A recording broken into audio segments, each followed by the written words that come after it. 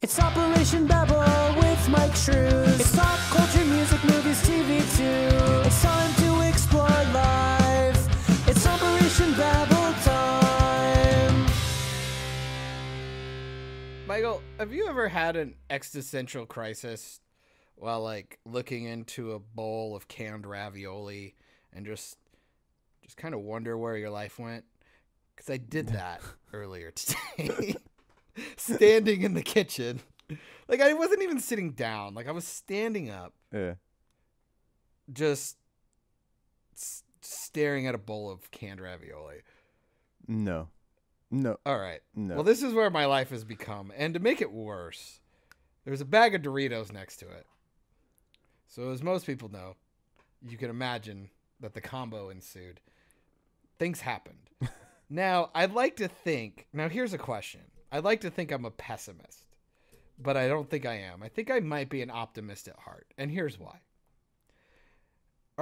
There's like two kinds of people. Like people who like understand that they have to eat ramen, like because they're broke or whatever. Right. You know, just because you have to eat ramen doesn't mean you have to just eat ramen. Like you can maybe like doctor it up a little bit, you know, like get like the chicken, you know, get some frozen veggies or like a can of corn, just chuck it in there, spruce it up a bit. Do you do that kind of shit? Like, cause today, like I put like a half spoonful of like minced garlic and some black pepper in it just to give me the idea that maybe my life isn't in shambles. That my life isn't in shambles. That's the optimism. I mean, like we have like, we have real ramen, so I mean. Oh wow, fucking humble brag. Like yesterday, what do you mean real ramen? Like what do you mean by real ramen? Like not just like those little packets that you buy at Walmart. They're like the red and the turkey flavor and shit like that. Yeah. Like you know, the 25 cents a package. Yeah. No, actually we just had ramen yesterday for lunch. And Nick finished making it up, and like I cut up some carrot, or maybe she cut up the carrot for that one, and we just tossed it on there and shit. And we get down and sit, and she's like, "Shit, I forgot to do the egg thing." It's like, "Aw." Oh, like the egg drop, like a hard boiled, and you cut it and let it like float in there or whatever, or like poach it. I think you poach it. I think they poach it. Yeah. She does that shit, not me. That's awesome. Yeah. That's so cool. No, that's her living in Japan phase. So yeah. Oh man, I was always like you told me about because she did what was it, study abroad or whatever. Mm-hmm. I don't know what her name was that she studied, but you know what I mean. Oh man, that's like one of my bucket list things. Like I really want to go to Japan. Like I told study Hannah, abroad. Like, well, you know, I'll study Hannah. That's good enough. I mean, you're perfect, honey. I love you. I mean, now it's the perfect time. You can get there super cheap. Yeah. If you can get there, and then I wouldn't be let back in. No, like Japan has always been like that one place where I was like, I must go. The other one would probably be New Zealand because I would love to go to the Hobbit set to the Shire. And then maybe Ireland. I was like, I like the idea of Ireland or Scotland. Kiss the Blarney Stone, or like just go up on a mountain like by their coast area would be really cool. I thought about Italy, but I'm just kind of like meh. I mean, if you're gonna go, I mean, you gotta try and find the Loch Ness monster, right? Oh yeah, well, I mean, done. Like, yeah, I would. I believe in Nessie. Hashtag Nessie rules. Everything's a hashtag nowadays, right? So we gotta. Sure, why not? Why not? Oh, speaking of everything's a hashtag nowadays, people are fucking stupid.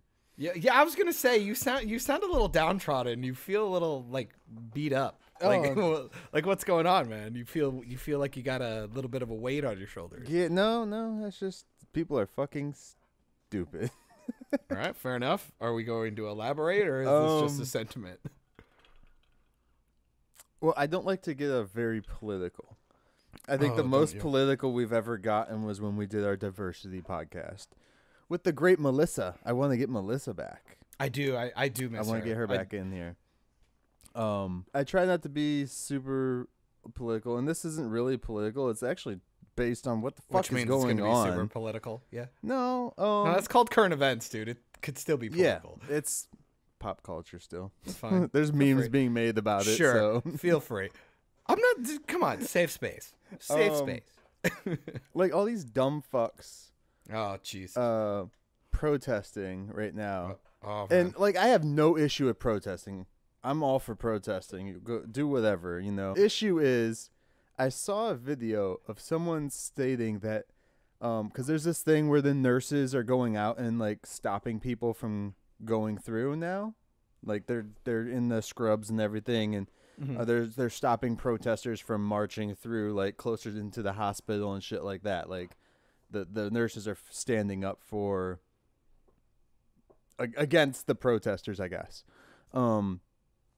And there's this video out that these protesters were like saying that the nurses were fake plants by the media, that they weren't real nurses, that they're just actors and just this and this and that. And I'm just like, are you fucking kidding me right now? Like, and the reason I say that is because I know one of them who is doing it right now. My sister's a nurse. And right, well, no, I mean I know somebody who's doing the protest, like not the protest, but the anti-protest. One of the nurses. Okay. I know one of the nurses who is standing up against it, and they're trying to say all the nurses and doctors or whatever are just actors. Now, when you say that, I'm like trying to figure out like, is there like people like hand in hand like surrounding the fucking hospital being like, fuck off, you pickers, get off the property? From what I was seeing was it's like they had like barricaded like areas so protesters couldn't just drive on up in there and shit like that with trucks and stuff. Yeah. I'm not too certain about how the protest is because I know before the protest, because there was some up in Michigan. Because I've seen some of the ones where they're like outside of a state house or whatever, saying like, you know, open the economy and fuck you, like we can do what we want, right? That kind of thing. Yeah. And like, there's been videos of like doctors out there, you know, telling them, you know, move along so fucking ambulances can get through because they're blocking hospitals and shit, dude. It's crazy. But yeah, so like. It's basically just like, you know, nurses and shit. You can go on there and Google nurses standing up against protest or whatever, and you'll see pictures of it. And they're just saying all those nurses are fake, you know, plants, whatever, by the media. I don't know. My main thing was when the first second I heard that person just was like, they're all fake. All these nurses out here are fake. I'm like, insane. It's not fake. They're not fake. And I'm like, I know one of the nurses who's literally out there doing it. Yeah. And then, of course, my mom's a nurse. I got cousins that are nurses and shit like that. And it's crazy, dude. Like, and it's even like, even if like, let's even just play devil's advocate and say they're right. They are fake. Who cares? It doesn't matter. It doesn't change what's actually going on. Right. Like, because even my sister said, like, because she works in Iowa. And we live in the Midwest, and we're not really, you know, we have a big city like Minneapolis up here with an international airport and stuff, and you're kind of going to see some of the effects up there with jobs and people moving around and lack of like busybodiness. But like in a smaller town, my sister even said, like, we're not really seeing it yet, but there's a chance. Like, there are people being shuttled and flown out here because they're getting swamped, but like, we're not quite there yet, but it's gonna probably get there. Yeah. And she goes, but to be fair, it's no different than when you have other pandemics or like little spikes in certain things. Like, you know, when the anti-vaxxers were getting strong, measles are coming back, and now they're worried about that shit. And like, it's just one of those things where it's like, you have to worry about them, but a lot of nurses understand that this is part of the job. Like and I think the problem is sometimes it kind of reminds me of the idea of joining the military. Like when you join the National Guard, you didn't necessarily join the Army, you joined the National Guard. Right. Because you're like, oh, I want the idea and respect of joining the military, but not with actually the threat of being deployed somewhere to go do, you know what I mean? But if you are National Guard and you get deployed, like, this very seldom does that happen. Right. But a lot of people enjoy that like, it's The stature of it, like having that. yeah, but also like the safety of like, well, you know, I'm doing the cool thing, but Yeah, like yeah. I'm not gonna go fight anybody. Right. And I feel like maybe sometimes you could get that with the medical field. It's like, you know, if you're not trying to be like a surgeon or something, Yeah. like if you know, just trying to be a caretaker, it's like, oh yeah, you know, I'll just work with old people and maybe I'll get a cold or a flu and I'll just have to be good. But you forget that sometimes like something fucking weird can really happen, and or to, you know, you deal with a meth head and you could potentially be bit or you know what I mean? Like weird shit can happen. Bath salts are And- coming back. Oh, fucking hell, you do live in Florida, my And guy. they eat your face off. Sorry, that's But you know, insensitive. you gotta, you know, I absolutely commend medical people because even without this bullshit, I couldn't do it.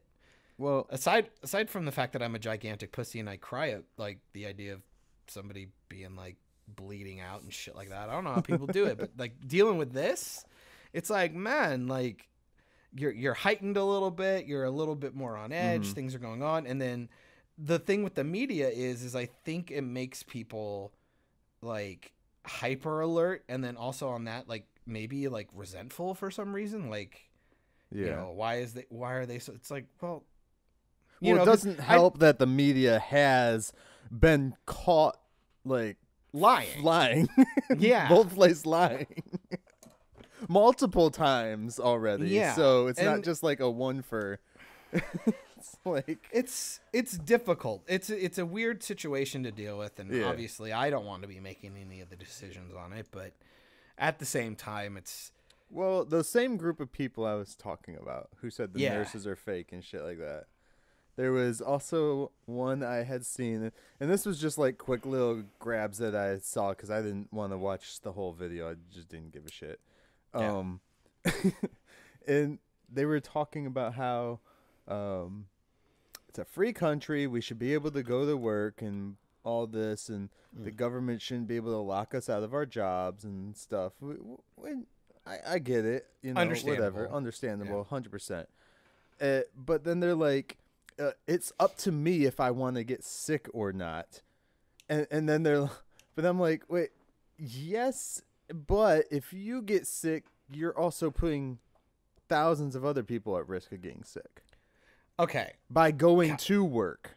I'm gonna get a Sick. lot of fucking hate for this, and to be completely honest, I'm just playing devil's advocate because I honestly don't care either way because I am cynical in this sense. Hannah and I have had this fight too, where I'm almost on that side because I don't have kids. Mhm. Now bear with me here. I don't have kids, but my sister has 3, and you know, cousins and stuff have kids and all this stuff. So when we go like to family gatherings, all these kids are going to public school. They're going here, going there. They're little petri dishes of just, you know, families always constantly talk about there's always somebody sick in the family. It's a little cesspool of disease. That kid's going to daycare, that kid's going to public school, my wife's Well, going that's why to you work. send them there to grow To their get immune sick? system. Yeah, they grow their absolutely. immune system that way. Yeah, great idea. But It's- when you have something like that, Weed out the weak. but couldn't you make the argument that these kids, like, then don't take them shopping, don't take them to the movies because Yeah. all they're gonna do is infect places, and it's like little kids can get old people sick with the flu at any given time. So we gonna keep them from ever going back to a place ever again? You know what I mean? yeah. Like, I'm just saying, I feel like people are creating this arbitrary line whenever it just suits them. Yeah. Because again, we didn't do this for H1N1. We didn't do this for swine flu. We didn't do this for mad cow. We didn't do this for all the other weird shit that was going on. We didn't do it with measles outbreaks, whooping cough for colleges. It's like, just get vaccinated. And, you know, because schools used to not even let you in unless Yeah. you could prove you were vaccinated. Right. And nowadays people would be like, oh, it's discrimination. It's like, no. No, they still require you to have your vaccines. At least We're I would always assume so. required. I would hope so. I wouldn't know. I don't go to college anymore, and I don't. Well, Because no, just for like our college didn't kids. require it. Our college didn't require it. I don't remember. I don't didn't have to remember give a that shit. vaccination card to anybody. I haven't had a tetanus shot since I was probably 15. I haven't had a flu shot since I was probably 14. My girlfriend gets a flu shot very first year she gets walking pneumonia. Colleges should require an STD check too. Fair enough. I Dude, mean, that is a painful Have you done that? Have you ever done that? what checks Had to get a STD all the check? time before I got married. Oof. I'm assuming before fucking ass. Nice. I used to do it pretty much every 2 years was something I used to do. It's awful. I gotta ask, like, how'd your test go? What was it? Like, what they do to you? What do you mean? I'm just curious if it was the same experience that I had, because I imagine it was. There was different versions of the test. Yeah, and I'm really good, because I always got the same one, and it was awful. Like they could do a swab, through your pee hole. Yep. And that was the mine. most painful one. Yep. And then of course they would test for other stuff by just doing swabbing your mouth actually for I got a certain mouth. things. I got a mouth, a pee, and a blood sample. Yeah, each time. blood. And I think there was one that was a swab of the anus, but I don't recall. I think that really is not only like something insert, prior. If you're willing to tell them that you are out as a homosexual, I think they recommend that you do that. If you're straight and don't practice that type of sex, then I don't think you need to. Well, when you go in and tell them test you for everything, they literally test you for everything. No, you want to know the healthiest way. Oh, this is going to be a segue, and I appreciate you for this. Yeah, but I want to finish this first. Yeah, guys, if you don't know this, go get tested at least once in your life, for God's sake. Like, I always recommend it when you go into college, when you're about to go to college, and when you graduate from college.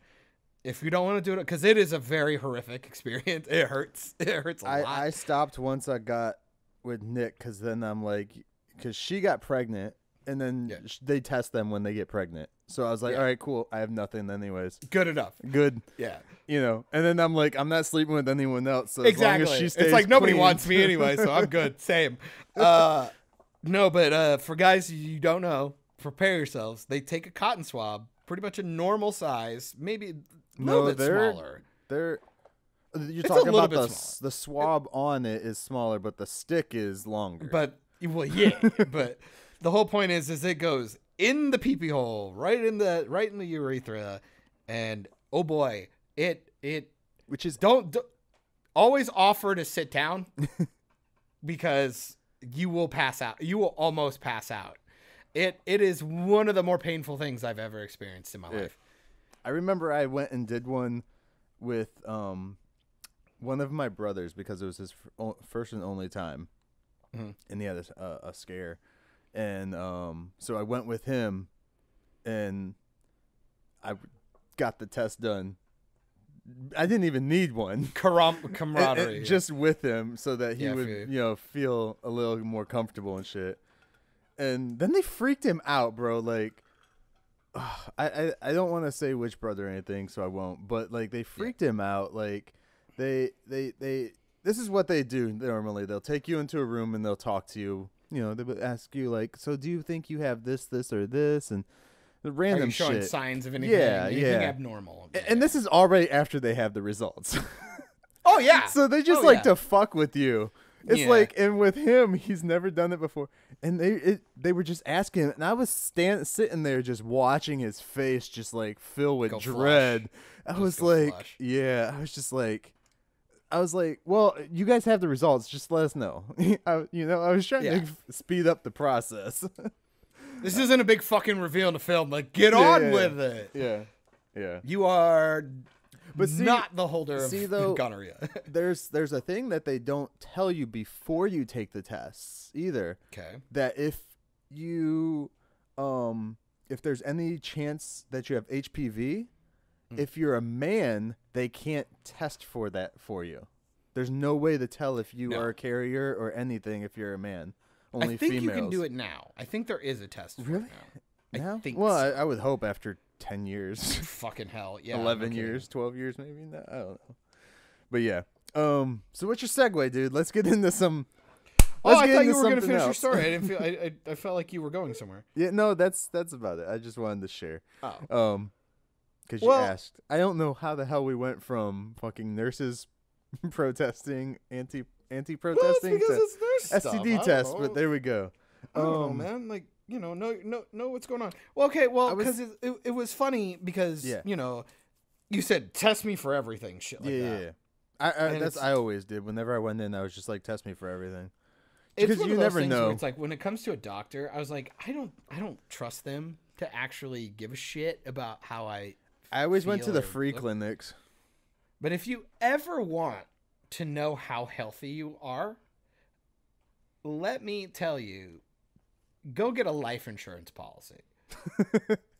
They will let you know down to a dollar amount how healthy you fucking are. Now, see, when we did our life insurance policies, we didn't have to do those tests. Oh, that's just silly. You might as well do them because most of them would recommend it. They didn't have us do a whole lot of tests. They had us do Which a is basic probably physical. a good thing because your rate probably would have skyrocketed. Same with me. Why? I don't know. I imagine you drank a lot of soda, had a lot of energy drinks back in the day. Shit, probably bro. just do a lot of yard work that probably you've almost killed yourself once or twice. Well, they give you. We did a basic physical. You live in Florida. That's all they did for us for our physical and eye exam, I think, and then a quick dental exam to make sure you don't have any like mouth disease or something like that that could protrude and kill you. Man, you don't think about like your teeth could kill you. Yeah. That's so weird, right? Like it's such a thing you don't think about. Not even your teeth, your gums. Yeah, it's gum fucked disease. up. Yeah. You get an infection in there, it could actually fuck you up. People don't think about it. Now people can tell how old we're getting. Yeah, I know, right? Well, no, but okay, so My so gums this was, will kill me. so this oh no.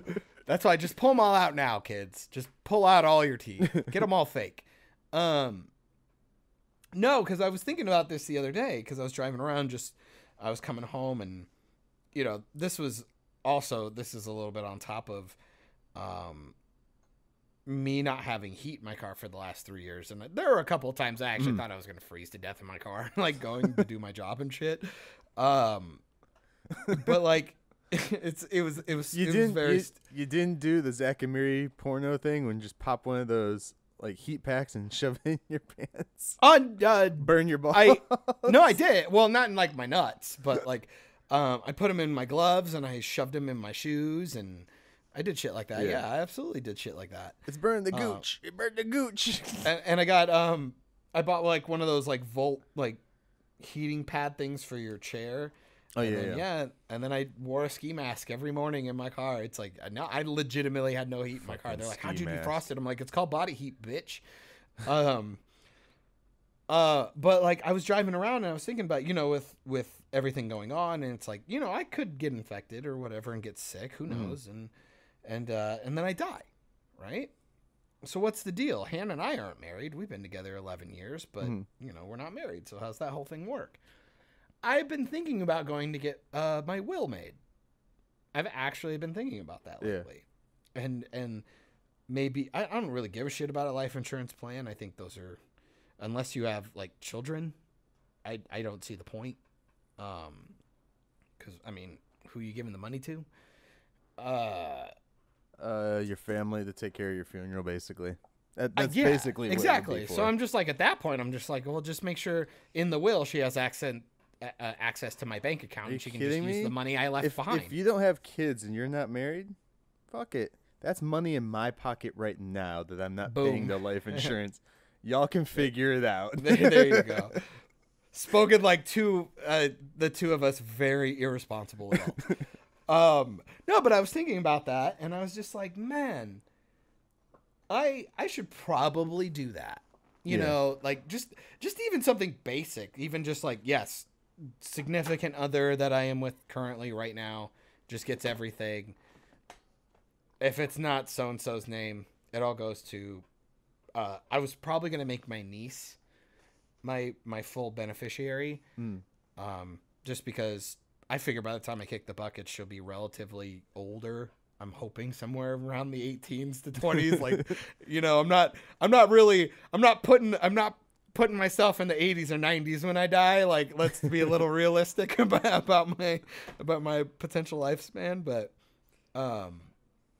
you know, because I have the morbid thing. I always like to be prepared for everything. Hannah and I, even still after like 12 years, have the conversations about, like, you know, what happens if like tomorrow we fall out of love and we don't want to be together anymore? Like, are we going to be complete colossal cunts to each other? Or like, are we cool enough to, like, you can have this, you can have this. I know you prefer these things. Can we do this? And shit like that. And, call me when you want some later. That kind of thing. Well, yeah. You know, it was one of those, like, you know, like, I'll move out. Because I already told her, I'm like, I'll move out. I'll fuck off. I'll go do whatever. Make your life a little bit easier. Because let's be fair, I'll probably be the one that fucks it up. And you know, can you just, like, make a day where I can come over by myself and just get everything that's mine, you know, and hopefully you don't throw shit out. And we have talks like that, and she seems pretty cool. But granted, you know, at the end of the day, it's like, I want to have these conversations just so when it happens, it's not pure, like, just start smashing and burning shit. Like, we can have them, and it's like, oh, remember all those discussions we've already had? You always hope. But no, this whole thing's made me think about adulting a little bit more. I would like to see the process of getting an actual will done, because you do have to go to a lawyer for the most part, and you can do it online. But I'm one of the old fogies who would prefer to do it like face to face and with an actual lawyer. And I'm always curious about how that would work, and it's interesting. Do you have a will? That would be a no.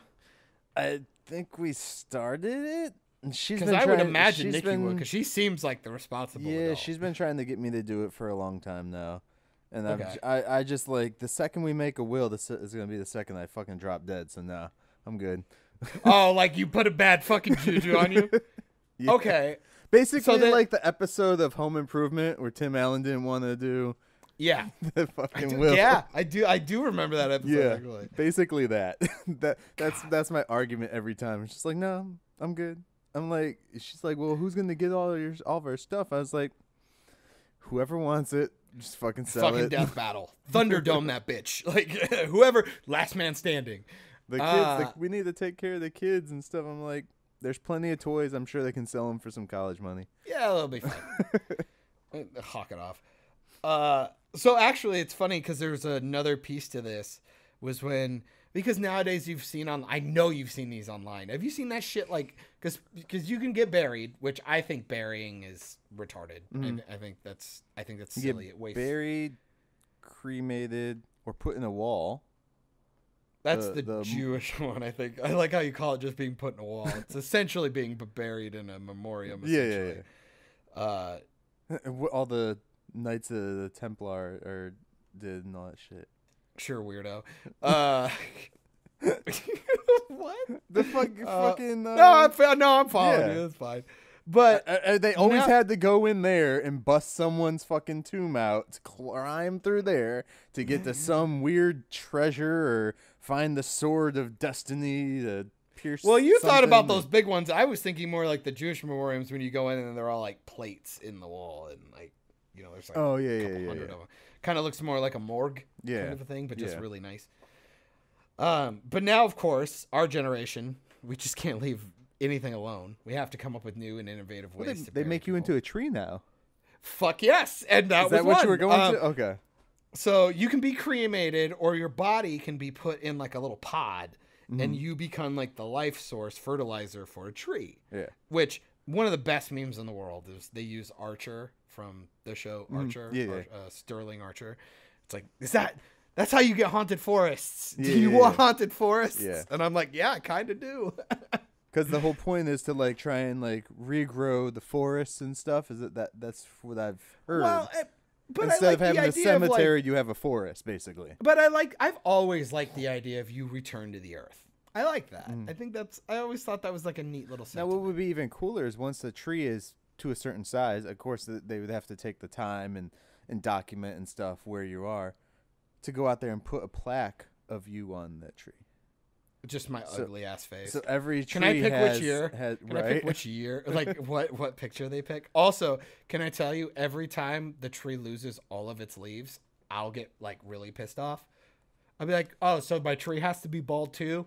Awesome. Love it. Appreciate it.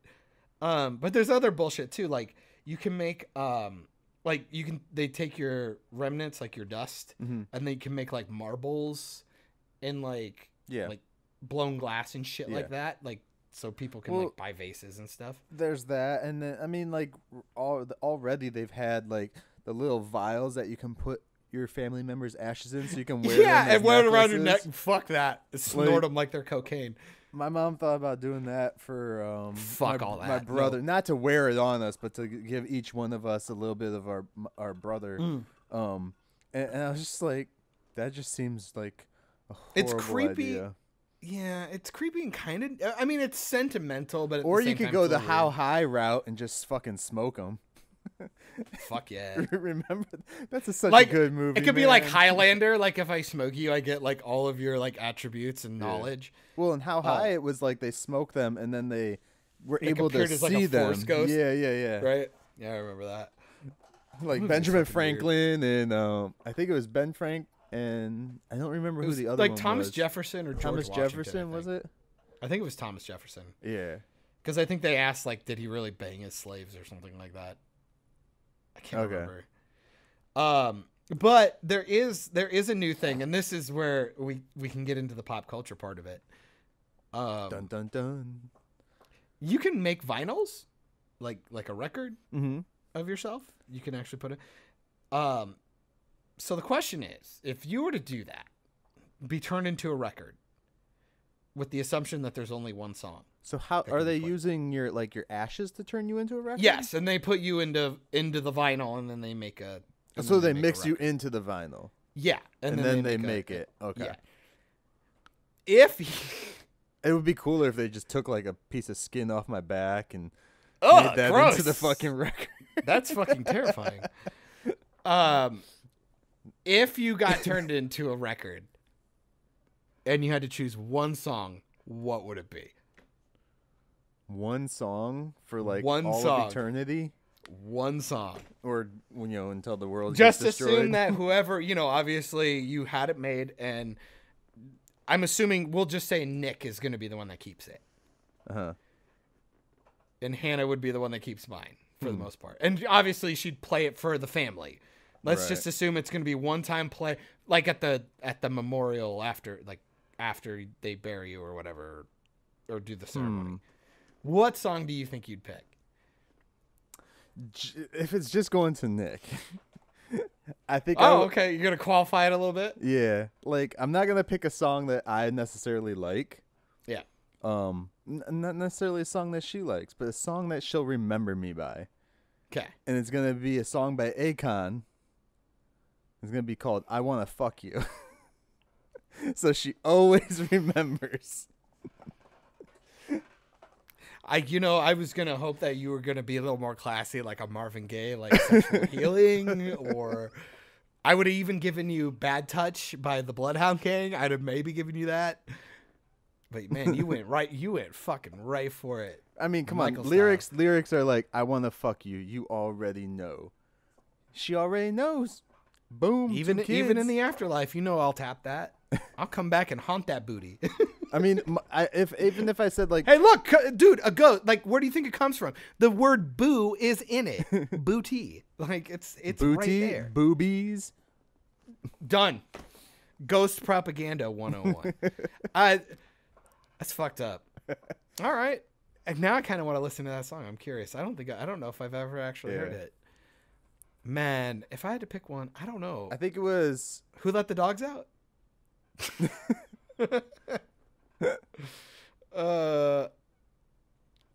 I mean, God. Oh, you know what I would do? No, wait. Are we picking a song that like just made we myself were still with them when we passed away, right? Or what if we were Let's separated? just assume that our significant others and our family, like our immediate, like let's even play like our parents or like our Yeah. the people we give a shit about. Let's just pretend we didn't outlive them, and it's gonna be her. Uh-huh. For me, Hannah, you, Yeah. Nick, and then there's the room of your favorite people, quote unquote. Mm-hmm. And they're gonna play the song after they've already done the ceremony and stuff, and this is the final goodbye. Yeah, I'd still pick the same song because they all know. You know what I would do? I would put the title of the song that I would like give a shit about, like I would say like maybe like "I'm Yours" by Jason Mraz, which is like the first song that me and Hannah like fell in love with. That would be the title on it. And then when they played it, it would be doom doom doom doom doom doom, and then it would be "Never Gonna Give You Up" by. I would rickroll everybody. It's the one that "Never Gonna Give You Up." And like that'd be fucked up, right? Like On so many levels, because then she would think she's being haunted for the rest of her life. it's like, why doesn't it work? She'd be like flipping it back and forth. And then the best part is you flip it over, it's playing "Never Give You Up" backwards, so it sounds like demonic. She'd come back. She'd make me come back to life and then murder me again. I always thought about that. That'd be really funny. I don't know. It was a weird rabbit hole my life went down this week. If you were going to die, would you want your ashes to be turned into something? Since you've already said you don't care about being buried. I don't believe in burying. I was raised. You can't not believe in burying. People get buried. I'm not saying that I don't believe it exists, you fucking asshole. I'm saying I think it's a stupid practice. Like I'm sorry for anybody who does. The idea of like buying this box and then you're essentially putting me in a shoebox like a fucking dead goldfish and then putting me in the ground for no reason.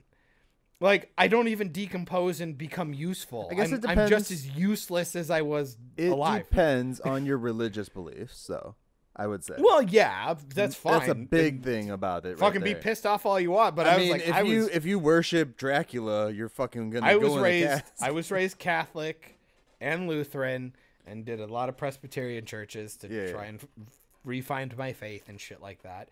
And it's more of just I think it's a burden on the family. I think you could make a statue or get a headstone or whatever and still have the same effect. I don't think you need the casket. I always wanted to just be stuffed and put in a corner. I would wish that they would use my body as and put me in a movie. Yeah. Like I could be like, remember you remember Bad Boys 2? Yeah. Because they were using bodies to transport drugs. Yeah, and then there's that scene where they're in the back of that, like, they're like driving that fucking morgue truck and there's just bodies falling around. I'm like, for real, just use my body and let me be one of those. Yeah. Make me one of the props and then blow me up. And then blow me the fuck up. I'll be in a movie for eternity. It'll be awesome. No, I don't know. When I'm dead, I'm like, I don't fucking care. Just don't make it an inconvenience for the people who are still alive. Yeah. That's where I'm at. Like, because they'll all remember me the way they remember me. It's a fat piece of shit.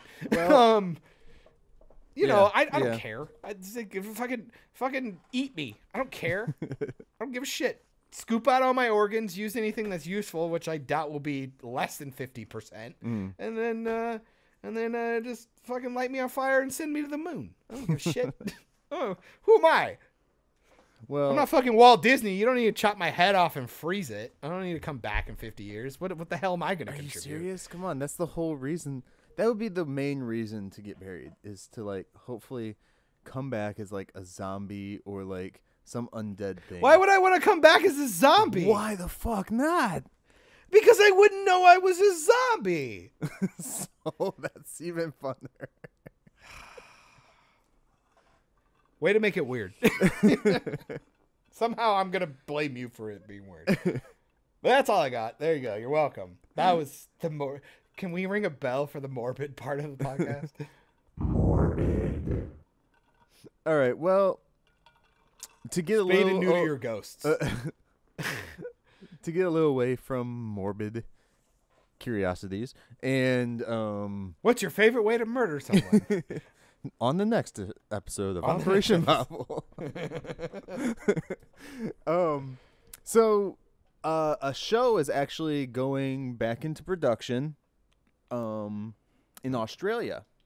Ooh. And it's called Neighbors. Okay. I'm not familiar with the show. I'm guessing it's some type of Show about neighbors. yeah, I guess. It's an Australian TV show. I'm glad you did your Okay. research. I'm glad you brought it up.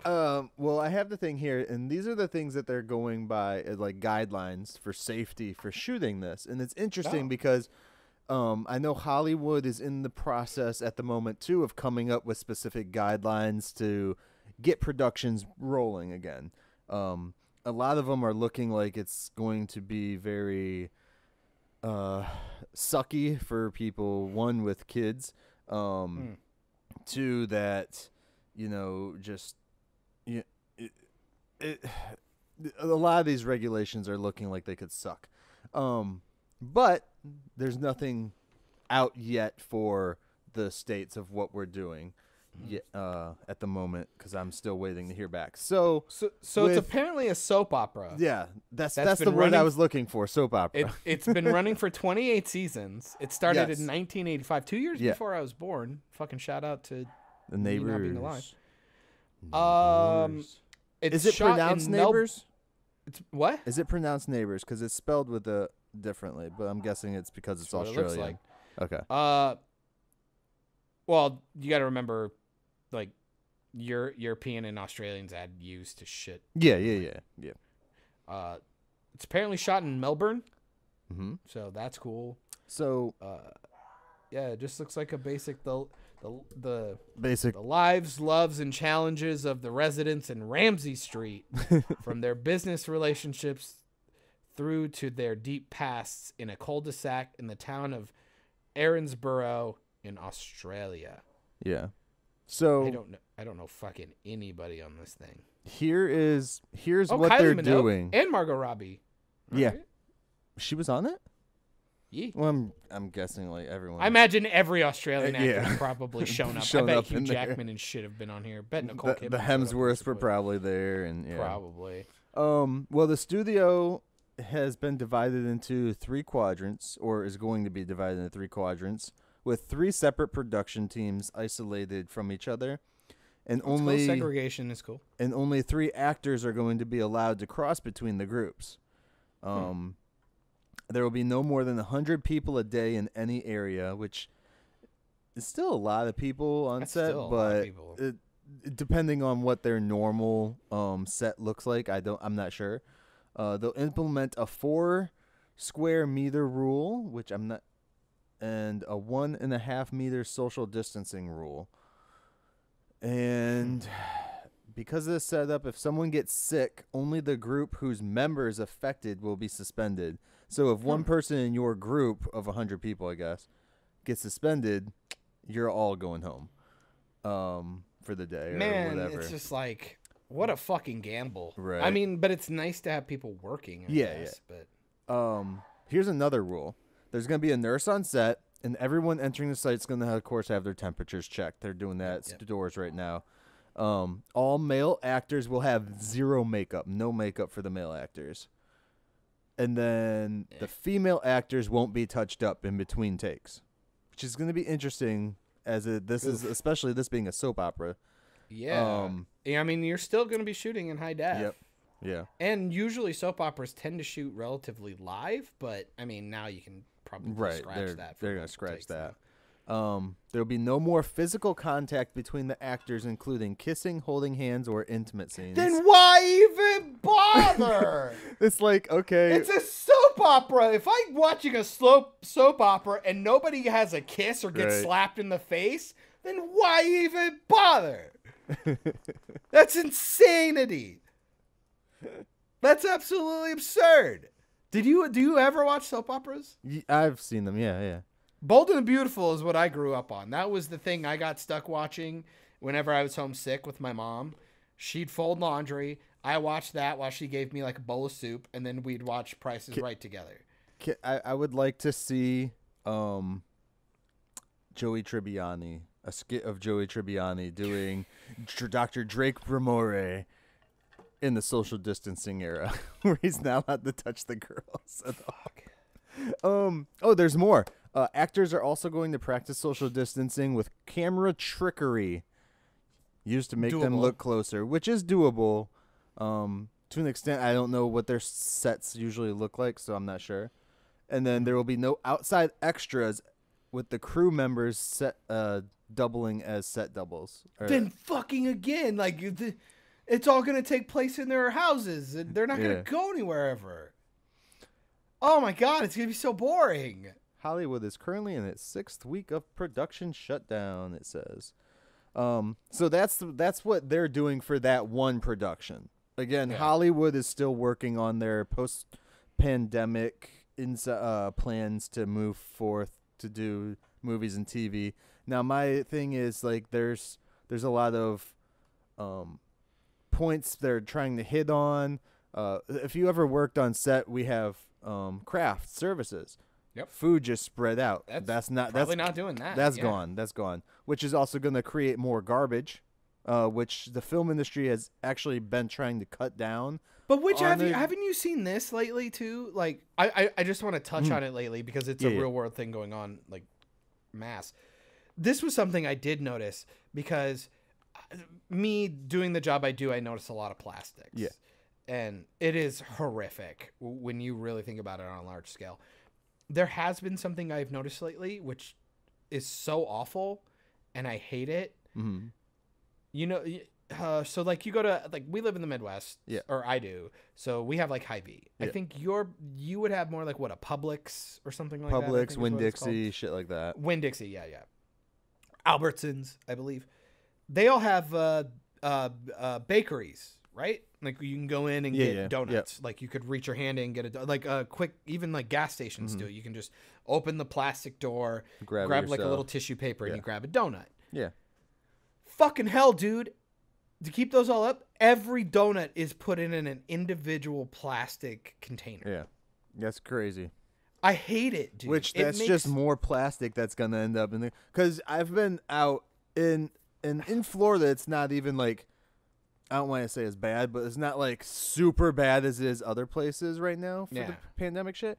And like you just see gloves just thrown in the fucking parking lots. I'm like, it's come on, insane. Fucktards. Like I'll take if like sometimes when I go in the grocery store, I do put on a pair of gloves. Just because I have kids, I have older people that live in my house. I'm not taking the risk. I don't give a shit if people look at me like I'm fucking weird. Yeah, whatever. Which, to be fair, I'm an asshole. I would look at you like you're weird, but like it happens because again, it's just me and my girl. Yeah, that's it. But see, I'll take them off like how you're supposed to, and then inside out them, and I'll put them in a bag in my car, and then throw that bag away when I get home. I also like when you fill it or something. Yeah, I also carry hand sanitizer. Yep. I just hit the mic with the hand sanitizer. But yeah, like, well, now I don't know. Right. Yeah. But it's like I walk out of the store and there's a garbage can and then there's like a pile of gloves right next to the garbage can. Oh, yeah. And like part of me wants to pick them up, but then like the other part of me has my wife yelling at me. It would defeat the purpose of what you're doing. Right. Yeah, it's just like I could just picture like me picking them all up and then everyone in the parking lot just staring at me. No, I have shit like that all the time, man. Like it's like you see like old people coming in wearing gloves and it's like they're not even rubber gloves, they're just like cloth gloves. I'm like, you probably don't even wash those when you go home, you fucking idiot. Like you're defeating the purpose. Yeah. It's why I just gave up. And then people are like, oh, but you could get other people sick. I'm like, cool, they got me sick first. Fuck them. Like and I heard from nurses it like lasts longer on cotton anyway, so wearing cotton gloves is kind of pointless. Well, then I also just the people that wear gloves and then they still touch their fucking. But that's what I'm saying. Or like they take their mask off to talk to me. I go, I want to kill you. I'm like, why even bother? And Yeah. But then I just go like, man, like, what are you gonna do after this? Right. Like, how are you ever gonna have an immune system? Like, how? Like, I'm sorry, this is weeding people out. Like, we're at a point. Like, Yeah. I'm sorry. Like, we have to have a. That was a little mean, but like, I'm more annoyed that the fact that like, the people who are like hypersensitive to this whole thing and want to be like, I'm doing my part. They like do the dumbest shit. Yeah. You know, it's like they buy 900 bags of these fucking gloves and then just, I'm not kidding you. I swear to Christ, I'll watch them shopping. They can't grab something or use their, my favorite is they can't use their phone. So then they take their glove off because they can't push the buttons with the fucking rubber glove on. Sometimes it just doesn't work for them.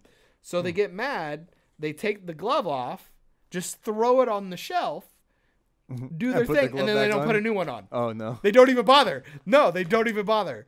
And I go, you've now defeated the entire purpose. Yeah. And I just go, I'm at and a then you point where just I'm wasted the glove, which is more plastic. Or even if they have like the sheepskin yeah. gloves, it's still like a waste because just those are making gloves stuff that worse. fucking doctors could have had. Exactly. And it's awful. And they're running out of shit in some places. So Well, and then, like I said, man, it's just like, oh God, like you're gonna do all this, and then I know you're Home just gonna go home Depot. and fuck it all up anyway. Home Depot said they're not bringing any masks into the store anymore. They've shipped all their stuff to the hospitals. Yeah. So they've absolutely, which is a smart business move on them too, because then I think so. so. So Get yourself some rapport. Yeah. Oh, dude, fucking like Menards and shit. Like you're not if you're 16, not even allowed in the store. yeah, it's 16 funny. or under, It's funny. not even allowed. I go out and there's like no kids around every time I go out, and I'm like, this is kind of cool. And I was talking to the, you're a piece of shit. See, you're a piece of shit too. I don't feel bad. Well, I was talking to the kids earlier, yesterday, I think it was, because I was like, hey, you guys want to go for a ride, just to get in the car and wait with Nick while I go into the store or whatever. And they're like, well, we don't want to go into the I was like, you're not going to go in anywhere. I was like, no kid is out anywhere. You should see it. It's magnificent. That's what I said to my kids. I said that to them. You really are a piece of shit. I was like, there's no kids anywhere. And they're like, where's all the kids? I was like, well, with the pandemic going on and kids being like less likely to get this, we're killing the kids and taking their blood to make a vaccine. That's what I told Fair my enough. kids. They got usable organs. Okay, that's funny. But funny that's the type of shit my kids have to deal with. Anyways. That's fucking funny. No, okay, so like with kid okay, so you have kids. Allegedly. There's two gremlins running around my house. So, I know the rule as a parent. You're not supposed to play favorites. Mm-hmm. And then now I'm an uncle of 3. Two boys, two nephews, and the niece, who is much older. She's like about to turn like 11 or 12, I think. And the boys are, I think, barely pushing 5 or 6. Yeah. Maybe a little bit older, but barely. Hate to say it. Hopefully the kids don't want to listen to the podcast, so I'll be fine. And I know nobody in my fucking family listens to this, so I'm perfectly fine. Our numbers show now. Yeah. Yeah, no shit. Our negative numbers show that. I do play favorites, and my niece is my favorite because she was the one that was born when I was still living there. And I actually got to hold her like the day she was born or whatever. And it was like the first time I'd ever been given a camera, like a legitimate DSLR. And so like there was a photo of that girl. Literally, there was a current photo of her for every week for almost an entire year before I moved away. And then I missed the births of the other 2 because I was living in Florida. So she holds a special place in my heart. So now here's where the parent etiquette thing comes from, Michael, and I would like to hear your opinion on this. Okay.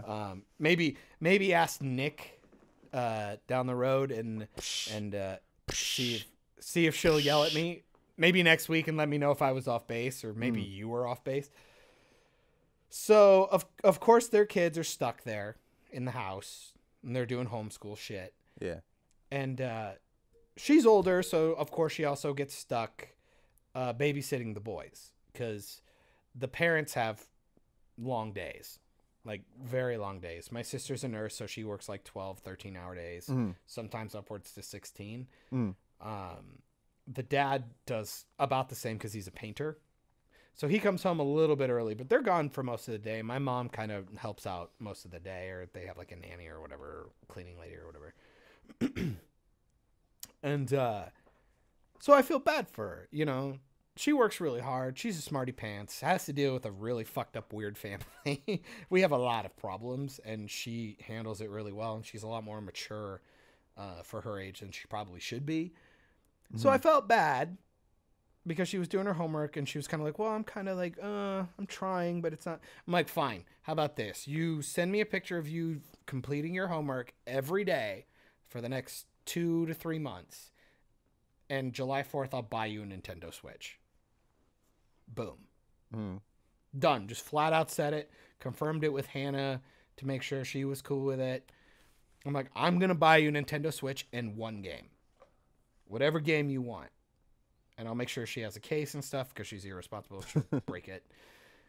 That's not true. She's actually really responsible. But I did not okay that with the mom. Did I overstep my boundaries? I feel like I did. And I apologized immediately to my sister. But I can't go back on it because I promised the kid. As somebody who has nieces and nephews too. Because that's a huge present too. That's not like a, you know, oh yeah, I'll buy you a movie or something. This is a $400 type thing, or a Switch with a case, with a game, with all the controller. accessories and shit. Yeah. Did you overstep? I feel like I did. Did your sister say that you overstepped? Luckily, she doesn't answer anything. Okay. But I sent her a big long text saying like, look, I feel really bad. I did this, but I have a little extra money, and she's been helping you out around the house with the boys and stuff. And I think she deserves something nice. Okay. So I offered it, and I can't go back on it. And I feel honestly, really it's hard to say because I don't know your family that well. But just your general opinion. In a general opinion. If you had an uncle who did it to your kids or vice versa. I've literally done that before. Like not necessarily got the Switch or told them, but I just got them the shit and sent it to them.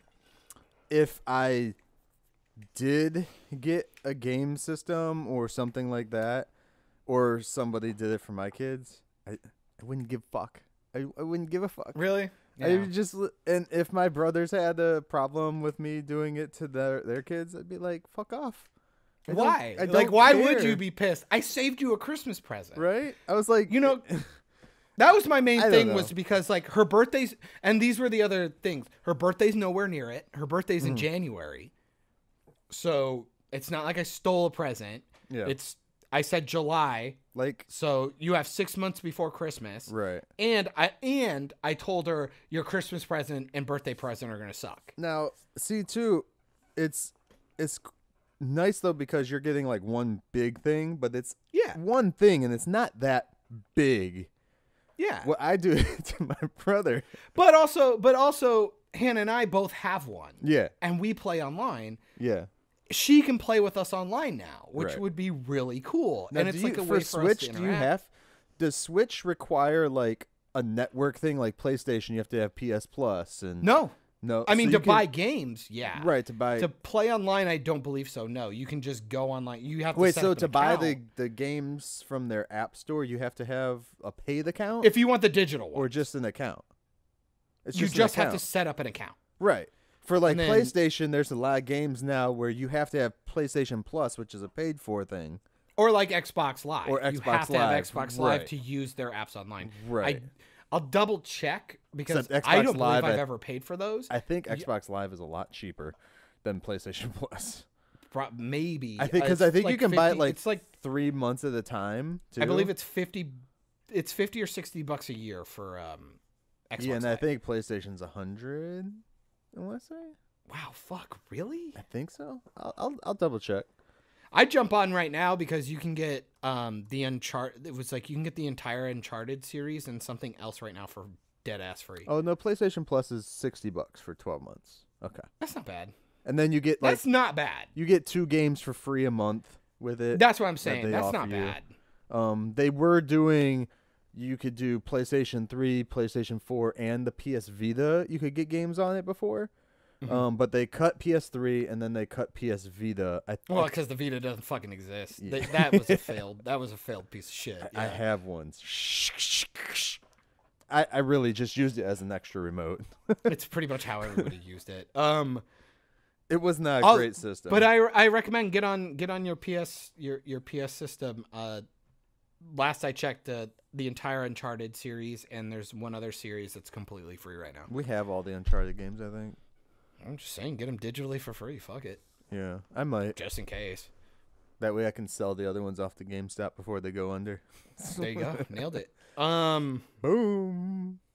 Yeah, So but, no, I felt really bad though. Like there was a minute where I had to like go John. back, and then I was like, fuck that. I'm just getting something nice for just for a pretend. kid. And she still has to earn it. It's not like Yeah. I'm just giving it to her. right, you're giving her responsibilities, and Yeah, she's gonna earn it, and Yeah. especially like right now, it's also gotta suck, man. I was thinking about this too. Could you imagine if this happened to us, like our senior year of high school, or like our final year of Yeah. college? Like when we don't get to go to graduation, we don't get to go to fucking like prom, we don't get to Right. do all this. what cool grade is shit. she in? She's I think she's like 8th or something, 8th grade. Oh, so she's first year. No, last year. maybe Going into high school, right? going into middle school. So she's I believe. 5th grade. She's like 11. I believe Yeah, she's 11 fifth- years old. Fifth or 6th grade then. So it's 5th or 6th. Yeah. I don't know, man. 8th don't grade care is that the much. last one before you go to high school. I know that. That's, Okay, you're, well, you're you just confused yourself. Fuck off. Well, you said 8th grade. Well, I figured before. She's not in high school. Okay. But my whole thing is like still like you're missing sports. You don't get to go Yeah. to your sports. Man, imagine all those prospects for like college, because a lot of times you get picked up and get scholarships because you went to districts or you went to state and Yeah. you won state, and now that stuff doesn't fucking exist. Could you imagine? That's awful, dude. It's so hard to think about all the things that are going on because we're just not connected to it anymore. Because your Yeah. kids aren't there yet. I mean, they're just at the point where it's like, well, fuck, they just don't go to class. You know what I mean? Well, But, like, if you were in high they can't school, it'd hang be out much with. worse. They can't be around their friends though, which they were. That totally sucks. Because Caleb, my youngest, he even has a friend in the neighborhood who's in his school, which is weird because his school is all the way across town. We get him in that school through a program they have, so it's interesting. But yeah, so when we found out his friend literally lived in our neighborhood, I was like, that's fucking crazy. Nice. So they were starting to hang out. Fucking And sleepover. even in the spring break time, while the COVID thing was going, before they locked everything down, they were going to like the jump park together and everything. And then they shut everything down. And then we're just like, all right. So his friend will walk by the house and we'll let them go out, but they have to stay so far away because I try to respect the other kids' parents. Yeah. You know, like I'll make my kid wash his fucking hands. I don't, you know. It's just crazy. And man, it's so crazy to see Spray like, 'em off caution with the tape on hose. playground. It's so weird to see like caution tape and shit on playgrounds. Yeah.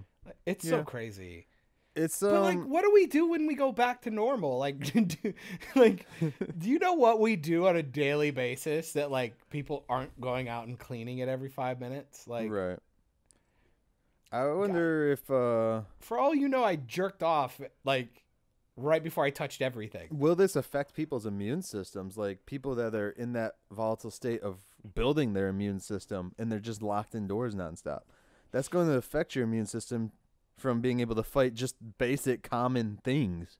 I'd go 50-50 on that because I mean, you still have to live life. You're still getting in the car from time to time. You're still, But there's my kids don't leave our freaking house unless we go for a walk around the neighborhood. but you guys do, and then you bring it home. Yeah, but Nikki like fucking, you know, goes all Mexican with herself Well, and you just also have disinfects animals. everything. You got to on her remember that body too. and You shit. got animals. Yeah. Yeah. That was That was a curious thing I had. I was going to ask you, are you actually a dog person? Because you have dogs. We have 3 dogs, yeah. 3. What kind of dogs you got? We got a pit mix, a long-haired terrier, and then a purebred pug. And most of those pretty much about the size of a basketball, maybe a little bigger. 2 of them, yeah. The pug. So, are you actually a dog person? I guess. Oh.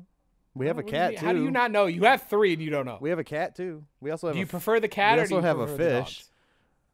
Do you prefer the cat or do you prefer the dogs? I prefer the fish. It doesn't piss in my house. Technically it does, but it's in its own little bowl. No, I was thinking about this I the only other have day to tend to because- the fish, to feed it, and to clean its tank out like once a week.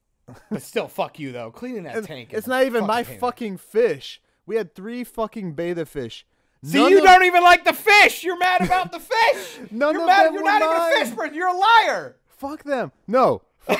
I'm saying You're a this. fool. You're a fool. I'm You hate getting this fish? on record because fuck my family. Those 3, those 3 bastards, and when I say those 3, I mean my wife and 2 kids. No, fair enough. Yeah, all fuck them all to wanted a hell. Got fucking you. No, it's fish. fine. They each got a fish. No one took care of the damn fish except for me. I've been cleaning it. I've been feeding them. You do know that's how everything. animals work, right? Like that's how pets work in a family. That's how dads work. And then 2 of them have died so far. Good And- riddance. And the one that's still alive Which one tasted better? is the one that's still alive. Nick, when she tried to clean the thing once, I think she did it on She purpose. almost threw up. No, Fucked it all up. She dropped the fish on the floor and his eye popped out. Ah! And then I got Ah! I got it back in the water. That's the No! only one still alive. Why? And then another time when she tried to take care of him, she dropped one fish down the sink in the garbage disposal. And she's like, "Well, I guess we're just, that fish is dead." Bye, clunk. That's what she wanted to do. I was like, "Dude, it's not fucking dead." Like I went in there Get your with hand in there. No, I used tongs. Oh. Some kitchen tongs and pulled it out, put it back. It lived for another like 2 months. I will never shove my hand in a garbage disposal, No, by the way. don't do Never. that. You want to know why? 'Cause you don't want 100%. to look like 'Cause- the cool Aquaman. Shut up. I would totally rock a hook, by the way. No, Hannah even said one time, she's like, I'll kill the breaker. I go, fuck you, no. Do you know what show fucked me up and I'll never be able to do it? Huh. Roseanne. There was the Oh, the Halloween Halloween, episode because they were kind of like Modern Family, like Yeah. their thing was Halloween, Well, they did that on Home Improvement too. but they did it better on Roseanne because they didn't give a fuck. They had like Yeah. horrific fucking costumes and Yeah. they were on Fox, baby. They didn't give a fuck. And John Goodman had his hand in there and it's like blood's like flying up and he pulls a stump out and it was all Yeah. fucked up. And I was just like, ever since, dude, I don't fuck around. I will never stick my fucking hand in a garbage disposal. I don't give a shit. I don't give a fuck. You couldn't pay me, dude. You couldn't. Not gonna do it. Never. $1 million. Never. 100%. Never. It's just a hand, John. Just make sure it's not your fapping hand. Dude, I'll fap with any hand, boy. Anyways, Right. let's get into some pop stuff. All right. Before I talked about Roseanne. Fuck you. Yeah, I guess. We've Oh, and kinda been FYI, if going- anybody cares, I don't know if I'm a dog or a cat person. I want a cat. I Yeah. prefer cats because I like they the take idea care of of dogs. themselves. I like the idea of dogs. I like a dog because it actually gives a shit about me, and it would be nice to be loved. But at the same time, they take more colossal dumps. They're really annoying, and cats are just cooler. Yeah. Cats want affection when they want it, and then they just fuck off. Then I'm they like, tell you to "All right." piss off. I'm like, Fucking cool, Bring me I'll do into it. your room. I want out of here. I'm like, I'm down. So I think I'm a dog. I'm a dog person at heart, but in practice, absolutely give me a fucking cat. So give me a little tiny cat dog. Give me a little kitty. I just want a little. You want cat dog? Nah. Yeah, cat dog. Nah. Cat dog. Dog cat. Dog was too stupid. Dat. Cad. They made dog too stupid. Cag. No. Shut dog up. cat. Cat dog was a good show. Yeah. Well, before we started, you were saying something about Was I? the difference between The deference? You said something. You were watching something on the CW app, I guess. No, you said deference. Difference. I think you were gonna go with the word different. Guys, see, I almost fucked it up. Difference. Okay, the difference of the deference of what? The deference of our student loans. No. The difference from you said you were watching an ad on the CW app for the original Constantine, I think it was. Oh no, I was actually on Instagram. Oh, okay. Because I'm a 17-year-old girl, and I was scrolling, and yeah, that was they were promoting CW Seed. Which, Seed. That's what it is. Yeah. Which is such a fucking stupid name for a fucking app, right? Yeah. Like, because it's not like because the CW app, and then there's CW Seed. There's two different apps. Seed is for like their little back ass like content they don't give a shit about, like the animated versions of the Flash and Arrow and shit like that. Like Vixen, I think, has one. And then it's like they're like super fucking old catalog content that they just like grandfathered into when they bought some of the properties. Like I think they have shit like Gilmore Girls and like weird random ass stuff like that. So basically like a lot of the shit that was probably on like UPN and the WB or UPN. Shit. Exactly. Yes, exactly. So they have like the original Buffy and Angel then, huh? I think so. Yeah. I believe so. Yeah. So anyway, I was scrolling through Instagram and all of a sudden CW Legends of Tomorrow feed popped up. Yeah.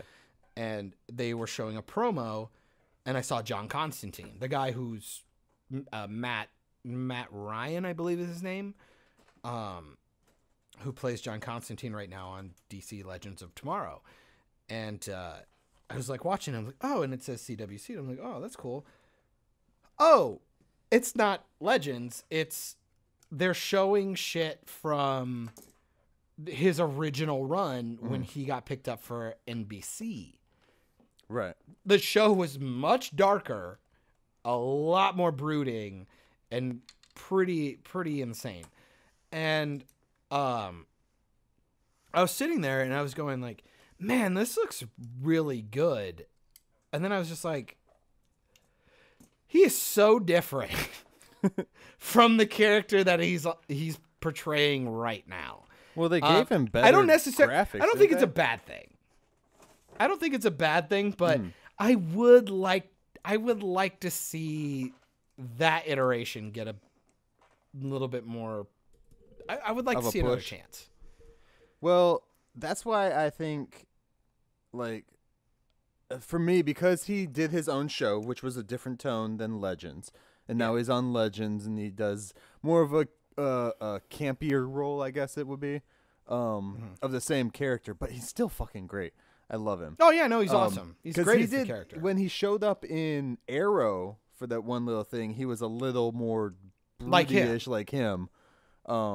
Like from the show, his show. Well, have you watched Lucifer? Not yet. I'm going to. I keep hearing nothing but good things about it. It kind of feels like Lucifer, like the first like 3 seasons versus what's going on now. Like he feels like a parody of himself, and I'm like, the parody is still okay and watchable, but fuck, give me what made him cool and like. I don't know. It's like when Angel or Spike got too funny and goofy. It's like, no, I want the broody, sexy guy. Give me that guy. Yeah. He's who I tuned in for. Right. Give me him. Well, I like that we get to see both portions of John Constantine from that same actor, which gives me hope that maybe, just maybe, when they do the Justice League Dark show for HBO Max, they can just circulate him Shift him over as Constantine still, and then it brings it because they've already initialized the fucking multiverse. We all know it. Whatever. They're gonna initialized. Initialized. Is that a word? Initialized? Yes. Look it up. Google it. Ooh, I'm gonna Google it. You're gonna Google it? I want you to Google it. I don't know, man. I've been watching promos. I want to get back into the CW. It's just fuck. It's hard. Initialized is the past tense version of initialize. Yeah, boy. Boom. Look at you. You fucking dropping knowledge on me. You fucking drop the grammar hammer like fucking Thor. Dude, half the time I Odin. use words, you're like, is that even a word? I was like, yeah. I Hey, said you're it. teaching me shit, man. Can I learn? No. Maybe you delivered it poorly. There we go. I don't know. Initialized. it's the stoner aspect. You automatically think it's not a word. Yeah, right. It's like. Sir, I Did need you just to say initialize- zoinks? Initialize that. Initialize me. I'm being initialized. But yeah, I think that would be a cool thing to see, especially if they don't have any more to do for him on Legends. Because Yeah. this is what, his second season or third season? The second whole season. It feels like a third, and most of these characters I don't see going past 4 usually when it comes to a lot of these characters. Yeah. Like, you know, And I don't really want to see Legends staying in like the dark arts thing that they have. God, I know. I really hate the fact that they followed him as the storyline. Yeah. I feel like it really buckled them down to like. It was just silly because I'm like, you're already fucking around with time travel. It makes it really difficult. Yeah. Like you're at it. The disbelief can only be suspended for so many bullshit things, and it's like we already have time travel that we're dealing with, and then we have their campy bullshit that we deal with from episode to episode. But then you added John Constantine's mysticism, which hadn't even been solidly developed, because you did a little bit with Damien Dark, but they never really explored where his power came from. Right. They just said he did mystical shit. Yeah. And then they tried to do some stuff with some totems and shit, and it's like you just never fully explain. You're just like, the culture had him. This is what we did. And you watched Cool, the bye. last episode with I haven't touched Damien I Dark, haven't right? touched it since I watched 2 episodes of Flash after Crisis. the finale, after the crisis of Tisms. Again, man, I had the same endgame fatigue. I felt that it was so lackluster. I didn't give a shit what came later. I think a lot of that bitterness is starting to fade because I don't care. And also 2 other things have already hurt my soul, like a Jay and Silent Bob reboot. That I think the stench is kind of weared off. I think I can go back and check it because I really like Legends, and I don't give a shit if they're tied into the other stuff. I like that cast, and Katie Lotz is my wife. The last episode I just watched is the first one after Adam leaves. Brandon Ruth. Yeah. And You keep saying Atom. You mean the Atom. the Atom. Yes, sorry. Which is Ray Palmer. Just say Yes. Ray Palmer. That would help. He's the I'm one like, fucking Adam? character like, I did hate. Eve leave too? Or? I hate playing his character in the fucking Injustice 2 game because he's a dickhead. So I say the Adam because it's fuck Adam. God. I always say that. I really want to do a Let's Play with you in Injustice. I would love nothing better than you do the campaign Uh-huh. and I just commentate while you play. I would love to talk shit while you played. That would be so much fun. I really like the Injustice video game storylines. Yeah. I think they're cool. I think they're. I like doing they're a lot of the mother box through the multiverse shit, getting the mother boxes through there. So that's pretty cool. Just a thought. Just the future content if you want it. There we go. I'm in. But yeah, I just that would be something cool to see him go and do after. Is the show he's any done good with- still? Like, or are you just kind of like this last are episode. you just watching it out of just fan service?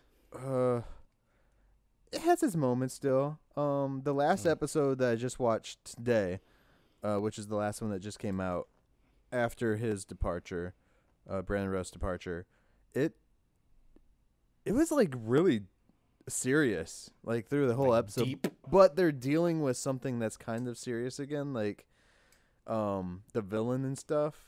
So okay. it's interesting to see where they're going. I do need to go back and watch some. I think it was last season when they introduced one of the characters because I want to see if they fucked with her backstory. Because I think they did. The chick who turns into the werewolf or whatever.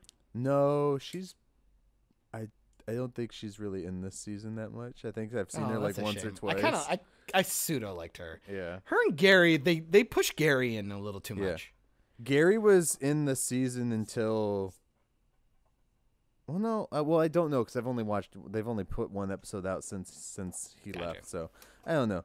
But the girl, she's only been in there once or maybe twice, and it was like for a quick little spot.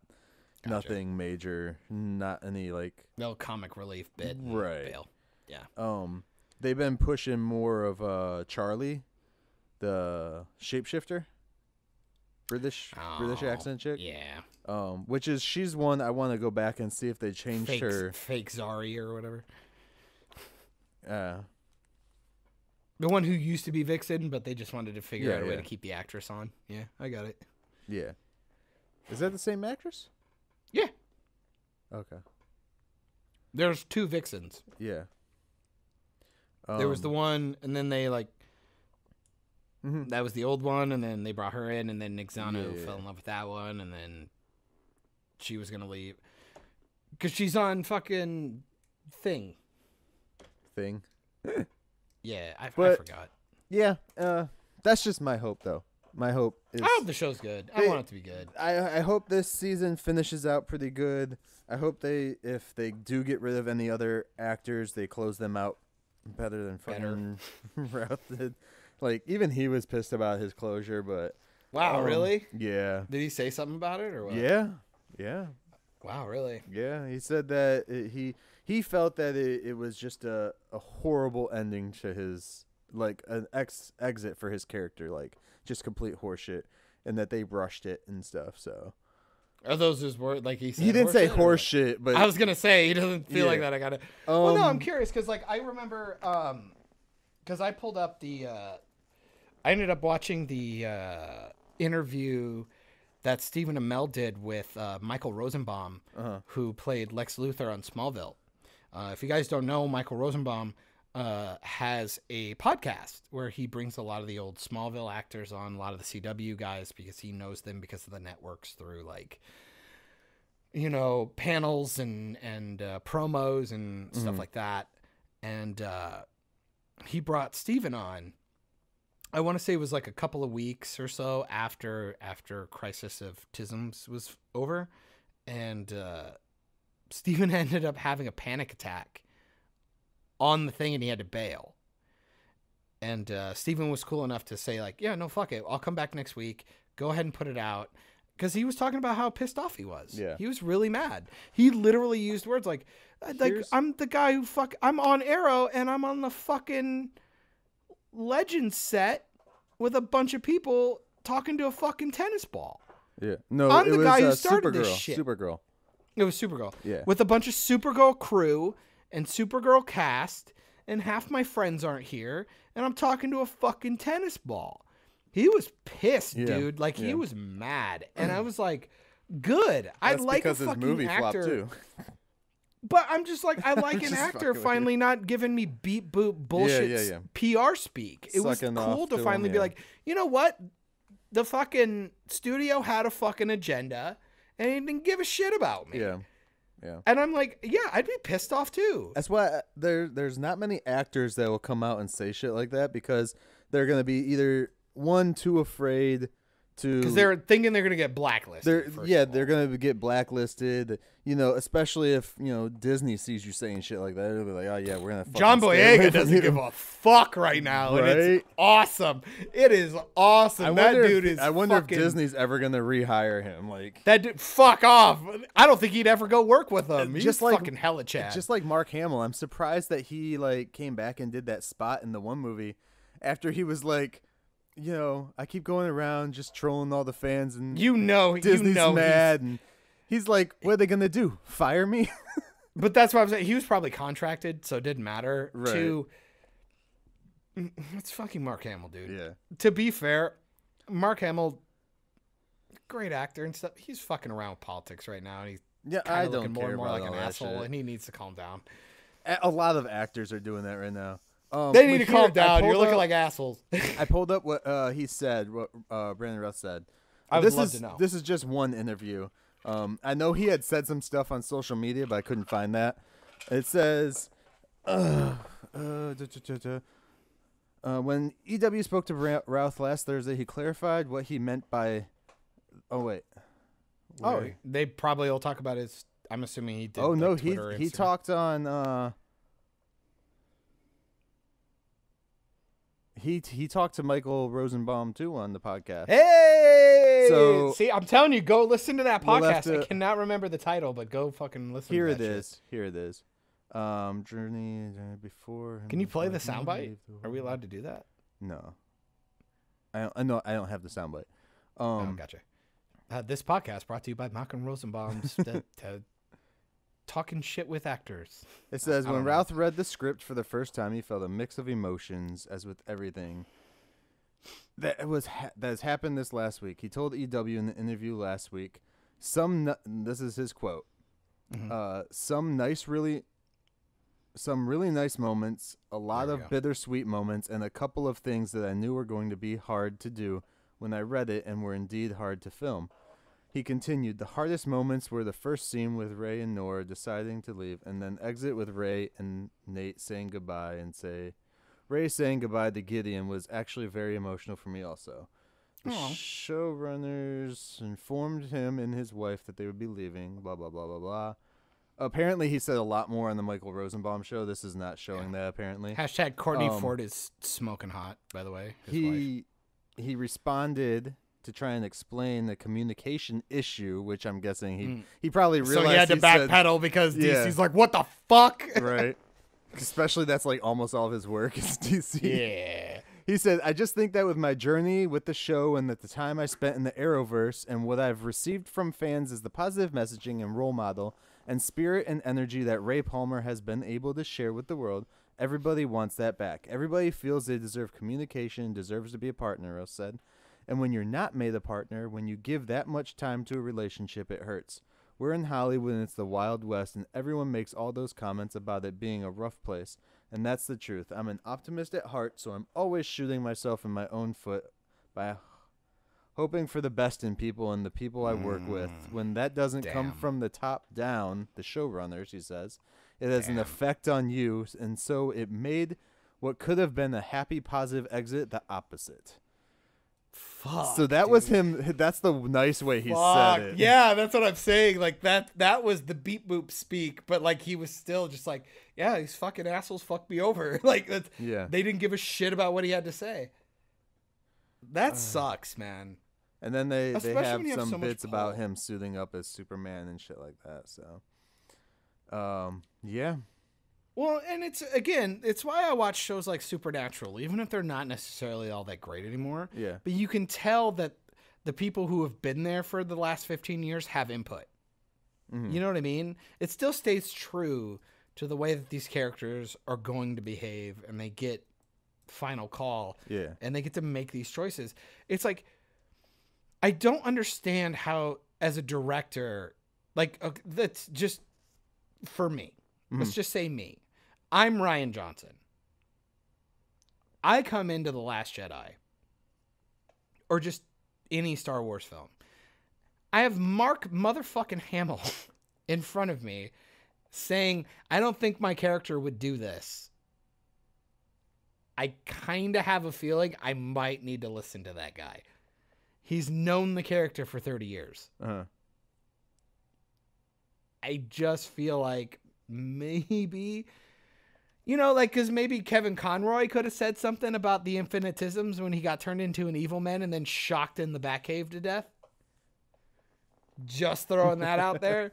I think the CW really just shit on a lot of their iconic characters that they Yeah. made, and they don't care Well, because they want to push an agenda. I think Routh was smart in the way he worded a lot of his stuff, always blaming the showrunners. Yeah. The showrunners, not DC, Warner Brothers, shit like that, but the showrunners, because the showrunners. Well, it's because it's are not DC and individually- Warner Brothers' fault. They just Right. own the properties. It's the fuckers that Well, work see there. though, if he just came out and said what he said and didn't state showrunners, people would instantly just be on DC's dick. Like, what the fuck? Why you guys got to fuck him over like that? You know how people are. You know how Twitter is, especially. I'm just at a point where it's like, I'm just sick of CW and their stupid agenda. They're doing what Marvel's about to do and ruin everything, and it sucks. Like, I like female characters. I do. Stop shitting on the male ones just to prop them up. I hate it. CDs. CDs balls. No. CW's just doing, what they think is. I don't know if they're trying to be more progressive, quote unquote, or if they've always been though. Right. It's so weird. But I just don't understand why I feel like they're forcing it now. Right. That's the thing. It's like CW's always been a very progressive network. I think from every other network I've ever seen. Sarah Lance has been one of the most progressive characters in the whole fucking thing. Mm-hmm. She was fucking the daughter of the demon. Yeah. Like, are you kidding me? And her and Ava's relationship is one of the strongest relationships in all of the Arrowverse. Yeah. Like, I'll never forget it, dude. One of my favorite fucking scenes ever, and this is pathetic that it shows so much character. It's Ava's birthday. Mm-hmm. She's sitting at the desk, and Biff, Sarah comes in a raincoat. And then fucking wham wham opens up and she's wearing sexy ass lingerie. And Katie Lotz is a fucking babe, by the way. Like a super babe. Mm. And so like they're having like a fun little cutesy moment because they're gonna bang in the office. It's gonna be really cute. And then Biff comes in. Nick Zano's dad from the show or whatever. I can't remember his name. But it's the guy from Back to the Future. He played Biff and he was like the corporate CEO dude. We get you. And he comes in, so she had to freak out. So she had to fuck off and it got to use like her fucking ninja skills. She's like up on the ceiling, like hiding, and then she's like dropping to the floor, all silent and like moving around and shit. And I'm like, one, that's the best use of her skills I've seen in a very long time. Second, it's a really playful thing, and it's a relatable thing in this big, grandiose, goofy ass sci-fi show. I go, that's the kind of writing that I like and the character interactions that I like about the show. It feels so much like Buffy. It's insane. Yeah. I think just from something that happened on the episode that I just watched, the last episode, I don't want to give it away, but there's something happens with her character in this episode. And from that, I feel that it's going to either be what they utilize towards the end of this season, or it's going to be what the entire next season is going to be about, and then they're going to kill her off somehow or get rid of her in a way, which Ava worries me. Katie Lotz. No way. That's what worries me. No way they kill Katie Lotz's character off. I don't know. No way. I guarantee you, if the actress. I need you to watch so that we can discuss that. Like, just watch Legends. Don't fuck off with all the other shit. Like, I already did. Well, I'd just argue if she's willing to stick around, she's Buffy. Like, they're not getting rid of her. Yeah. They're just not, because they don't want to change captains again. I don't know who you could get to do it after Arthur Darvill left. Mm-hmm. I don't know who you can't pick. do. Mick is too busy with all the other shit. So. Well, and you just want Mick to be the side character. Yeah. I think that's the only reason why he's still on it. Is because he doesn't have to do shit. He comes in, does a couple of quips, points his gun somewhere. He's doing makes some a couple stuff of jokes this season. He's doing a little bit. Like, they have him with his own story arc. But you know what I mean? They're like, watch those scenes again. I guarantee you, it's just a quick couple of one-liners, a joke, and then he's gone. And then like uses the gun and then walks off. Yeah, he's fucking hilarious, by the way. Like, he's so great. He's one of my favorite things in that show. I love him and his stupid fucking writing storyline thing. I love that. The romance. I forget his writer's name. His fucking what do they call it? It's a pseudonym. Is that what it is? Synonym? It's his pen name. A pen name, but it's also like a pseudonym. Is that what it is? Fake name for writing. There you go. I love it. Google, please give me. A pseudonym. it's- Yeah. Yeah, boy, look at the big brain on Pen Hambo. name. French for pen name. Nom de plume is a pseudonym. Yeah, I knew that too. I don't know why I know that. Nom de plume. Why do I know For that? some reason, I was thinking that he was a ghostwriter, but then I remembered no, it was just Ghostwriter. Do you know what a ghostwriter is? Yeah, I've done ghostwriting for people. When you write something, you just don't get any credit for it. They take it. Yeah, you write for someone else. Yeah. You hire someone to write. Lots of musicians have built careers on that. Yep. And and film companies. That too. Yeah. Fucking Trumbo had to do that shit when he got outed. Ouch. All right, so I mean, but what else you got going on? I mean, not a whole lot. I just actually, dude, all I'm really doing, I'm doing a lot of shit at the house, so I'm not really watching as much as I was before, which is weird because everybody else is fucking watching so much more now, and now that's got to be annoying as fuck. like the entire world is watching more shit, and I'm just like, yeah, I don't care. I honestly have found more. It's actually things funny. to do. I feel you. And then like if we do watch stuff, we've been watching some older shit, like you have too. I know. And what did we watch? We watched Mr. Right the other day, starring Sam Rockwell and Anna Kendrick. God, I love Anna Kendrick, dude. I love her. My fucking goodness, dude. This movie, like I love Sam Rockwell. Like he's one of my top actors. He's funny. Everybody like what would you consider his? So obviously he was awesome as Justin Hammer. Yes. In Iron Man 2. Yep. He was in Jojo Rabbit that just recently came out. Oh, he's in fucking was it Vice thing with Christian Bale? He played George Bush. Yeah. I saw a couple of promos. He got that down so good. He was in so I looked it up because I was curious because Nick was asking me like movies that he was in that she would remember him from. She's like, he looks familiar. I was like, well, he was just in Jojo Rabbit 'cause she had recently watched that, and she's like, yeah, but what else? I was like, well, he was Justin Hammer, and then I was like, he was also the guy. He's in one of the Aliens films. Yes, he's also in Ninja Turtles as Thug. He was in the first Ninja Turtles movie. Yes. Yeah. It was funny you say that. We just watched that. Mm-hmm. Hannah and I, if you guys don't know, it's a Midwest thing. Casey's Pizza, it's a gas station. They make great pizza. It's really good. Very New York style, extremely doughy, overtly cheesy, delicious. Spelled Casey. Casey Jones. So we're like, fuck it. A little expensive, especially nowadays because everything's getting a higher tip for delivery. Yeah. Which I'm fine with. Whatever. Delivery drivers have always been fucked over. So they bring us our food, and we're like, what are we gonna do? Fucking Ninja Turtles, fucking movie marathon with Casey's Pizza. Fuck yeah. I believe I sent you a photo of the DVD on top of it. And we watched the first one, and we were watching it. I was so embarrassed. I'm like, I know that fucking kid's face. He's one of the Foot Clan people. Yeah, he's never in like.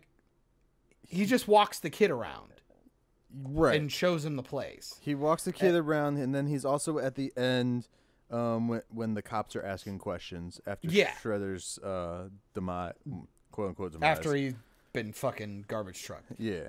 And shredded. Nice. I see what you did there. I kept calling him Ethan Hawke. Really? Which I would make the argument if you go back and watch that. He does a little bit. I think you could.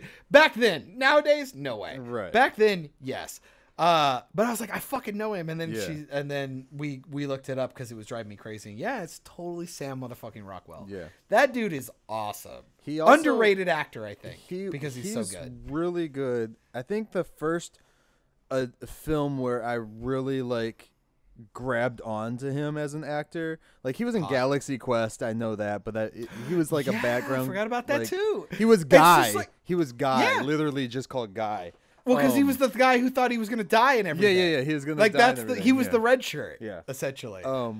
But the first one where I was like, I gotta learn more about this guy. He played in The Hitchhiker's Guide to the Galaxy, the remake. He played Zaphod Beeblebrox, the guy with the two heads. Okay. He played him. It's been 1,000 years since I saw that. I have seen Zaphod, it. yeah. And that was the 2004, 2005 movie, I think, when they redid it. And then ever since then, like I've been going through his stuff. But I pulled up his shit just to like go through it. So the movie me and Nick watched of his, it's called Mr. Right, and it came out in 2015. So and what's it about? Hold on. I want to say it. 1, 2. Well, he's got to close out his porn tabs. It's fine. Okay, so since he made that movie 5 years ago, okay, he's already done 20 movies. Holy shit. He's like fucking Paul Rudd, dude.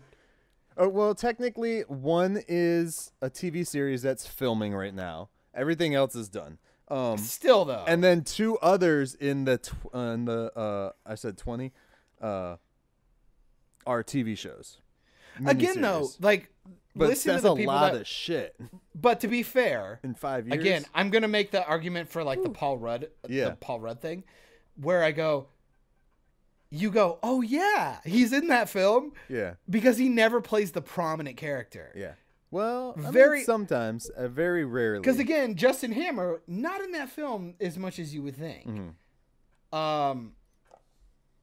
I don't know about Jojo Rabbit. I never finished it, or I never started it. He's but he's and like, then Vice, I don't know either. So it's like, how much is he actually in it? Because some of the other stuff I watched, he's like, he's a side character or a walk-on role or yeah. So that was surprising to know he did awesome. that many things in 5 years. That's awesome. And also, like Paul Rudd, he doesn't look like his fucking age. The dude's like in his 50s, bro. Yeah. And Nick did not believe me when I was like, yeah, he's like 50 something. Because she's like, how many things has he done? Like, he can't have done that many things, right? He's not that old. I was like, dude, he's got probably like 200 credits or some shit like that. I was like, I bet. Let me guess. You had IMDb up, right? You still got it? Let me grab it up. Yeah, go ahead. I want to see. We'll go with acting. I don't want to. Okay. I don't want to know about the credits, but I would say, let's see. You said 20 in the last 5 years, so let's go 20. We'll go 40. I will say he has 127 credits. Is there 105? Damn, that's not bad. 22 off. He started acting in 1979 in a miniseries. Fuck. Which he would have been, because he was born 68, so he would have been 11 years old. So he's been acting since he's 11. Wow. And it's not like, so he went from 79 in the miniseries, but then he didn't act again until 88, and then after that he's been working ever since. So. God, that's a lot of times to be touched by Harvey Weinstein. Fuck. I don't think any of these I brought that back. That's too much. I'm sorry. I'm sorry. Oh, he played Jerry in the Jerry and no wait, that's not what I think it is. Tom and Jerry? Jerry Seinfeld? He was Jerry Seinfeld? Man, he is a good actor. I didn't even know. I think Galaxy Quest is where he took off. Oh, he was in Charlie's Angels, the 2000 Charlie's Angels. That's right. Is the 2001 the first one or the second one? Full Throttle. I believe that's the first one.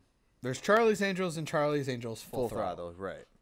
Yeah. So he's in the first one. Yeah, the first one. Because I think he's like the geeky guy or something like that. The computer dude. I don't remember.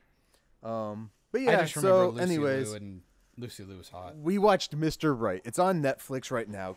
Yeah, we got away from it. Okay, so what's the movie about? I don't even know what the movie's Well, about. it's. I'll say the genre first. I also want to make love to Anna Kendrick like all day. She looks different in this movie. She doesn't look like she normally does, so I'm I wondering don't care. if She's hot and she can tried sing to get and her she's to look pretty. differently. And Trolls 2 is gonna suck. Well, I wrote a review on it, like quote unquote review, whatever the fuck. Oh, you wrote something? I'm so proud of you. Which is on Did Letterboxd. you actually use your hand or did you like? I typed it. out? I typed it. With With my hands. That's not real writing. I typed up a review. No. No, it's like it's an action rom-com movie. Okay. If that makes sense. You could read a thing called a synopsis, which would be super dope. Do you really want that though? Yes, I do. I asked you twice. Okay, fine. So you want a synopsis for this damn movie, Mr. Right? Yeah. Anna Kendrick Gimme. and Sam Rockwell. Is Mr. Left the sequel? Yeah. Actually, another movie came out called Mr. Right the same year, but it's totally not the same movie. So be careful. More like guys. Mr. Wrong, am I right? A girl falls for the perfect guy who happens to have a very fatal flaw. He's a hitman on the run from crime cartels who employ him. That's the short one. And then everything else they have here is just Fair enough. ass. But I was looking through before I wrote my review on Letterboxd. If people don't know what that is, it's like a movie-based thing where you can review shit, log your What? movies, You put all a that movie stuff. review on a movie review based thing? Yeah, some people don't know what that. I didn't know what Letterboxd Wow. was until like a few weeks ago. Are you gonna put the link in the description down below? Oh, sure. I'll put the link in the description down below. Check it out. But no, this guy wrote Check in it here. out. He gave the movie a 1.5 star. Okay. What did he say? He said, "I let my." He cops him. He cops out. Here we go. He cops out. Here we go. He says, "I let my wife pick the movie. It was her birthday, so I felt terrible about it. But I had to tell her we were never celebrating it ever again." Not celebrating her birthday, not celebrating the movie, and then what did she feel bad about? Right? And how is that a movie review? That's just telling us why you watched it. It's like why you watched it and you're like, maybe I didn't like it. I Yeah. guess it sucked. Like there's not many. I don't even know if he hated it. Maybe he just hates his wife. It looks like people gave it about, I gave it 3 stars. I hate the star system because You are so optimistic, though. I love you to death, but you are I also overtly like optimistic. I like the style because it's quirky. It's Well, can you read your review? Because I haven't seen it. I'm very curious. my review. Come on, don't be a find it. pussy. Read it out, baby. But then they won't go to it, John. Everybody will go to it. If people respect your And opinion. remember, I'm not a reviewer. Oh, shut up. You have a podcast. I'm Michael. I have a podcast. You are an authority, sir. Just remember that. Do you know who I am? I have a podcast. I have 0 followers. Do you want to play a game? Oh, that's fucked. I'm going to hear that in my dreams. That rattled my testicles. Okay. That scared the shit out of me. Yeah, read your review. it's I want to know long. how eloquent and beautiful Ish. you are. I'm not very eloquent. Yeah. I can't even fucking talk. That was not the time to flub. That Okay. was not the time. Here we go. A perfect blend of action, rom-com, and quirkiness. As a fan of Sam Rockwell, I'm surprised it took me this long to finally watch this film. Of course, I'd never heard of it before. As I read the description at the time, I was worried it would be a lesser version of the Mila Kunis's 2018 The Spy Who Dumped Me. Yeah. However, that was not the case. This movie hits all the marks of quirky comedy with all the right bits of action in between. Let's break it down real quick. Our lead female, Anna Kendrick, is a basic rom-com character who finds out her spouse is cheating on her, which throws her character into a weird drunken mess who will cling to anything to feel loved. On the other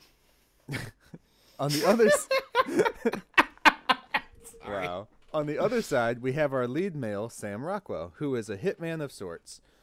Also I say of sorts because they do some weird stuff in the movie. These two characters... Oh, he just jerks them off to death. Got it. Yeah. No, actually, he wears a clown nose. No shit. No, wait, were you fucking with me? Like, No, what are we doing? He seriously Oh, does. no, for real? Yeah. All right. Oh, Yeah. Red Nose Day. I think he's called like the clown nose killer or something. That's what they call him or some shit. I love Stitches. These two characters come together in an odd interaction, rom-com style. If you know the rom-com style, you get it. And the movie goes from there. As they drag along, they find solace in one another from their weird, confusing lives. As the movie advances, more information for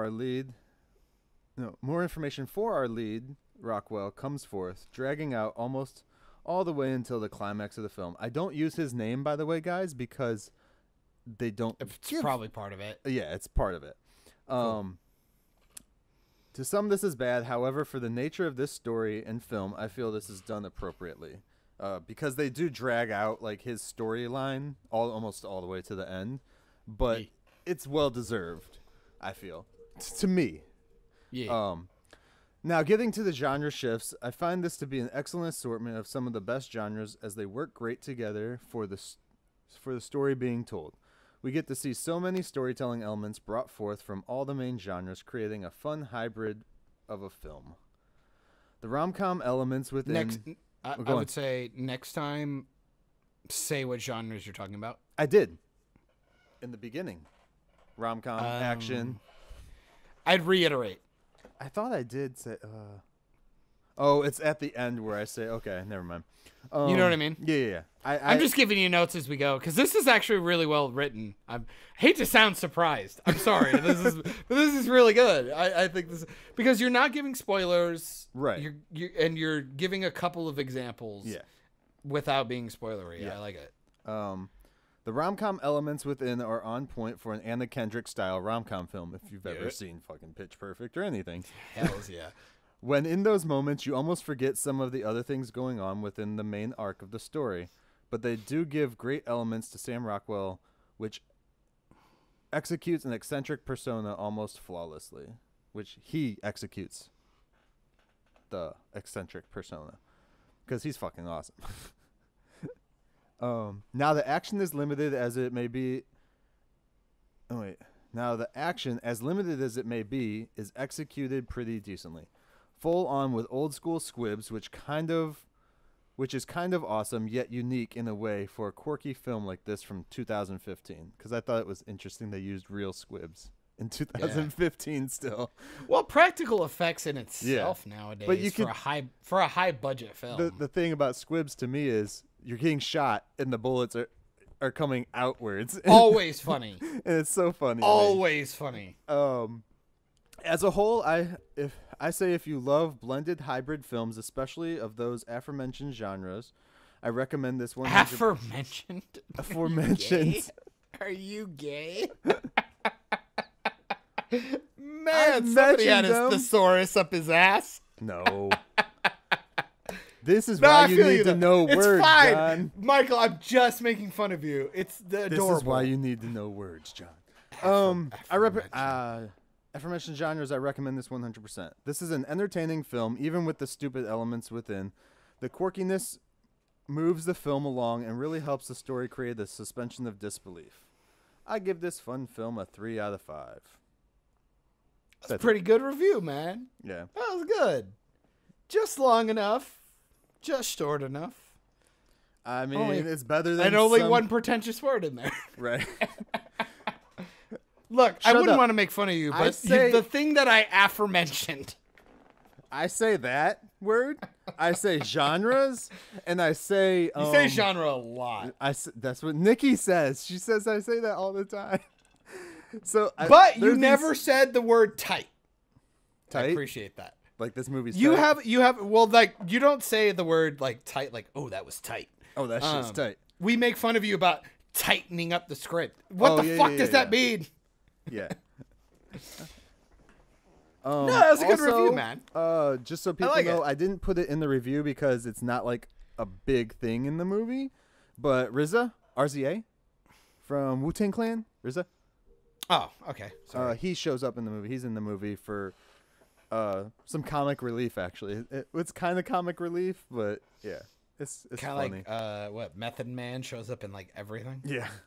Have you ever seen the movie Garden State? with Zach Braff. Yes. One of Yes. my favorite indie films ever made.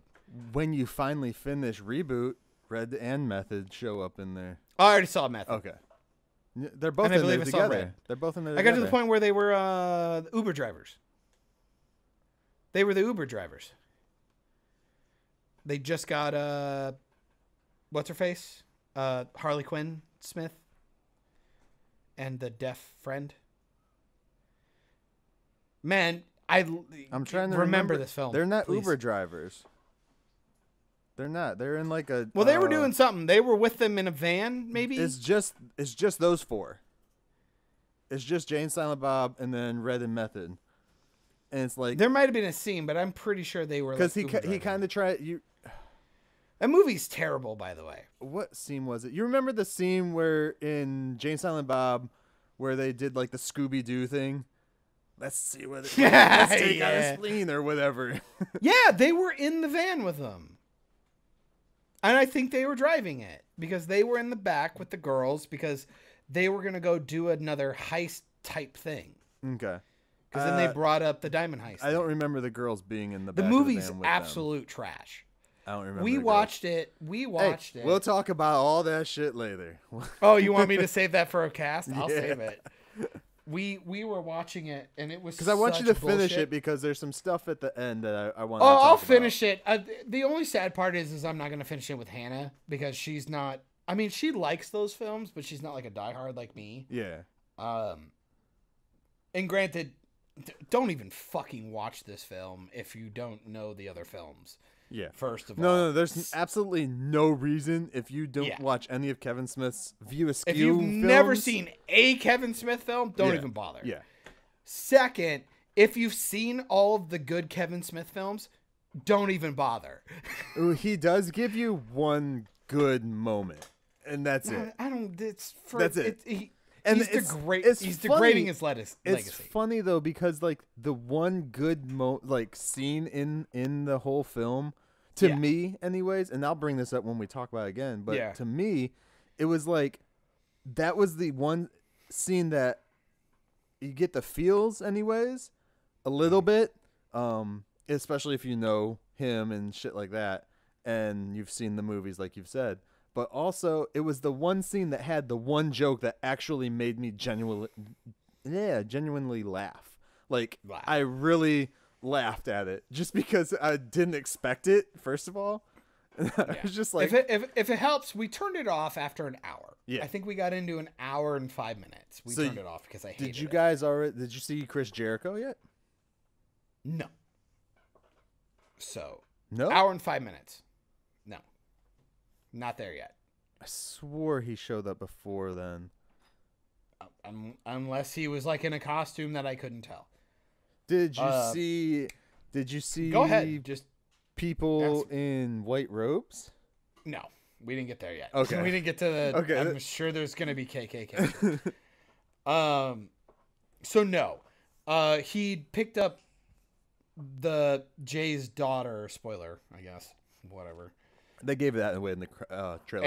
And the four girls. The new squad. The new girls. The Click Commanders. Which is awful to bring back up with four women that are probably underage. No, they're not. No, because I Well, think no. they even bring that up too, Yeah. except for one of them. Anyway, it doesn't matter. We hated it so much we turned it off and then immediately put in Mallrats. Oh, I which thought you were gonna is- say you watch Exorcist Shark again. Shark Exorcist? Yeah. No.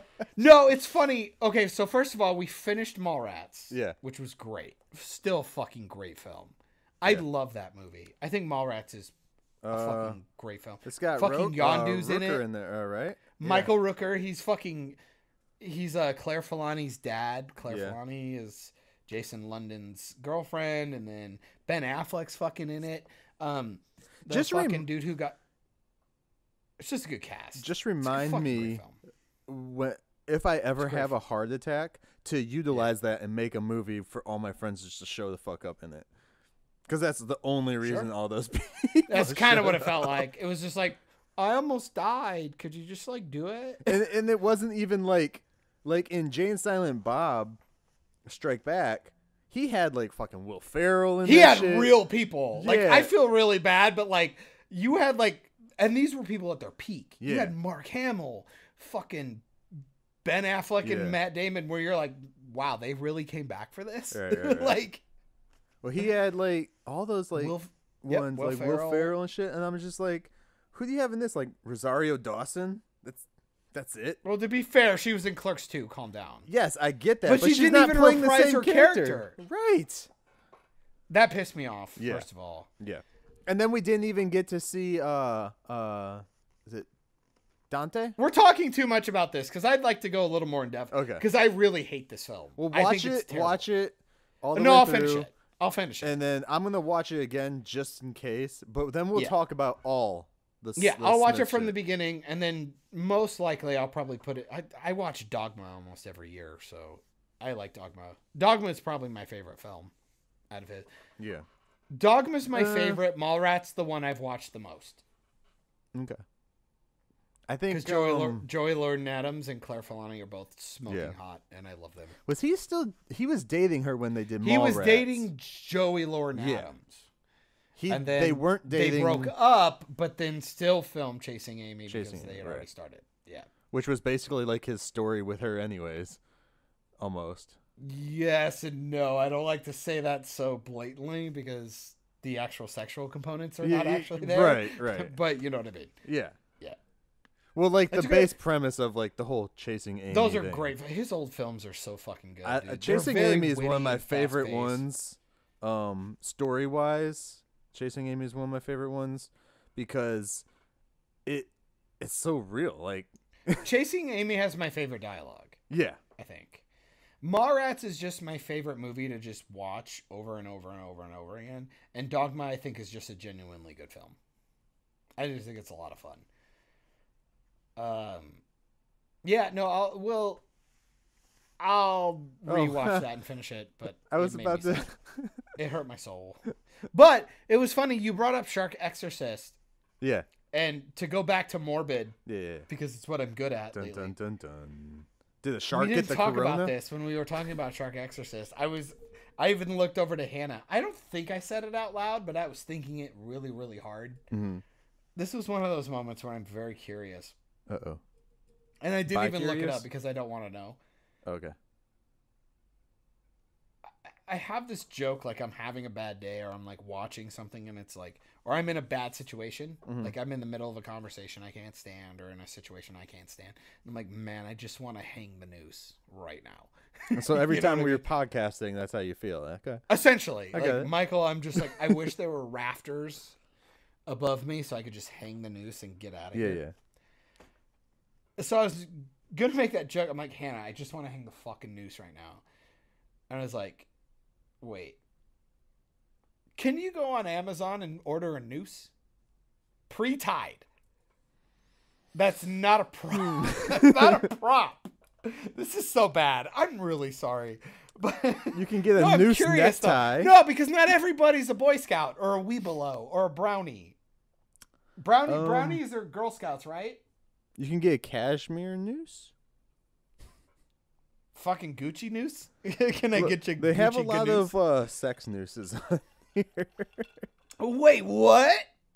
Yeah. So you can like jerk off? I- Oh no! I didn't think we were gonna go this way. I don't know. They got the rope to make a noose, $10. Oh my god! Well, fuck!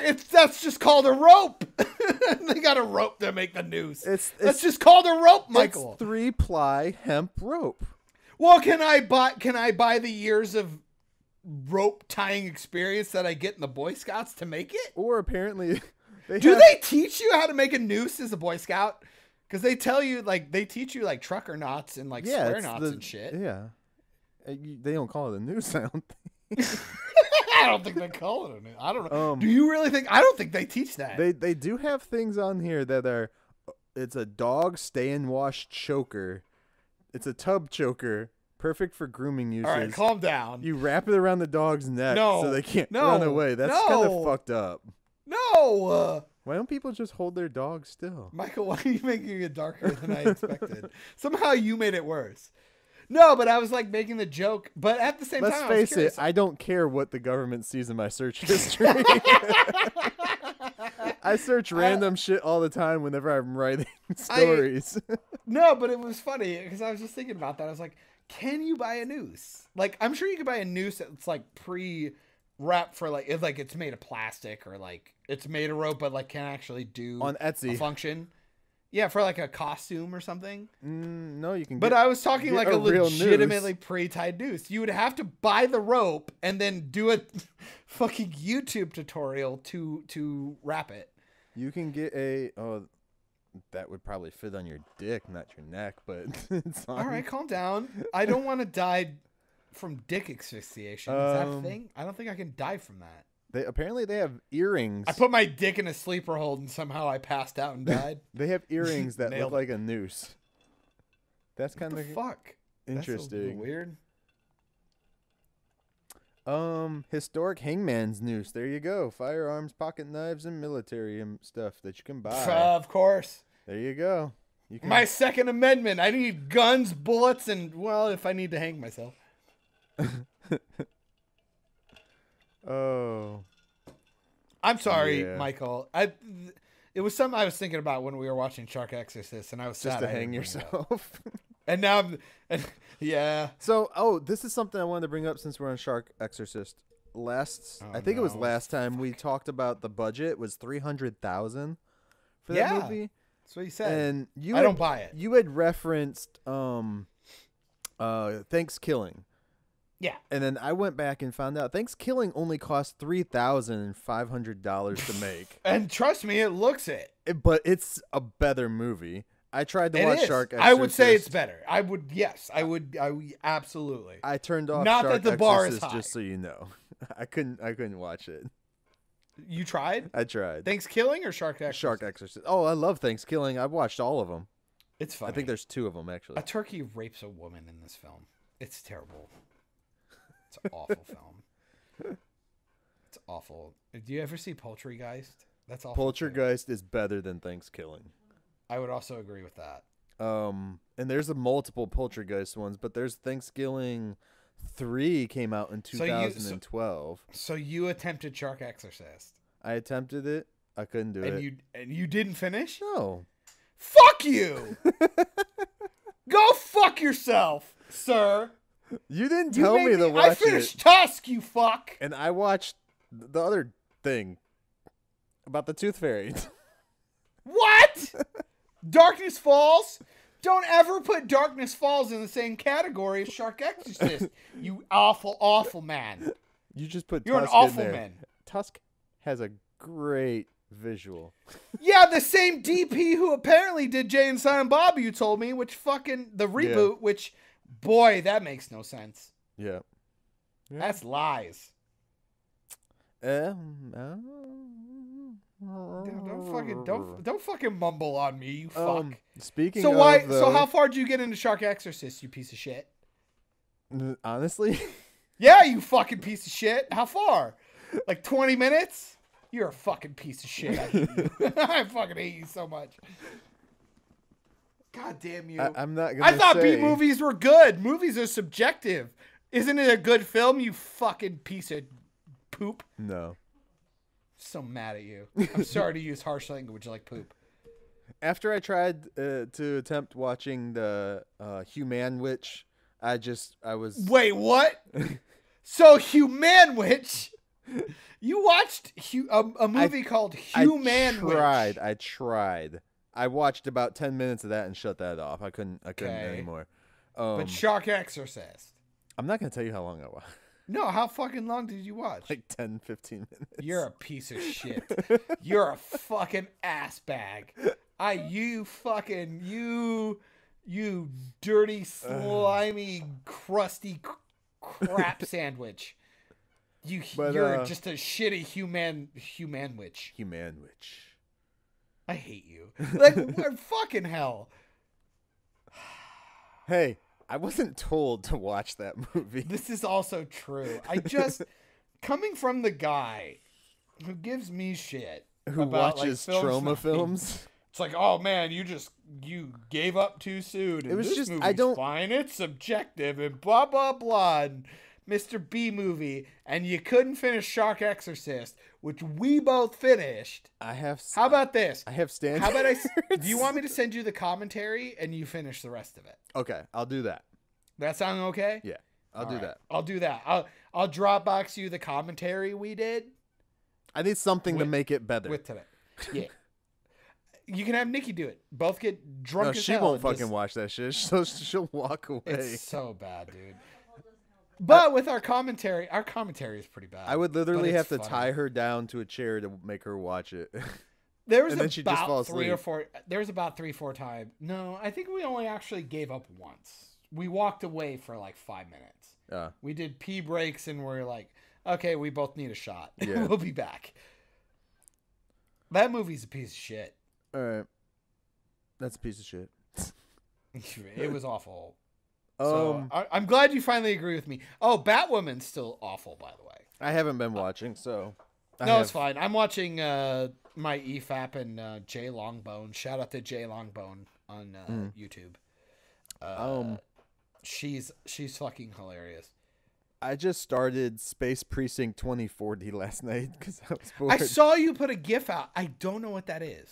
It's on And Amazon. it's a GIF. It is not a GIF. You fucking pricks.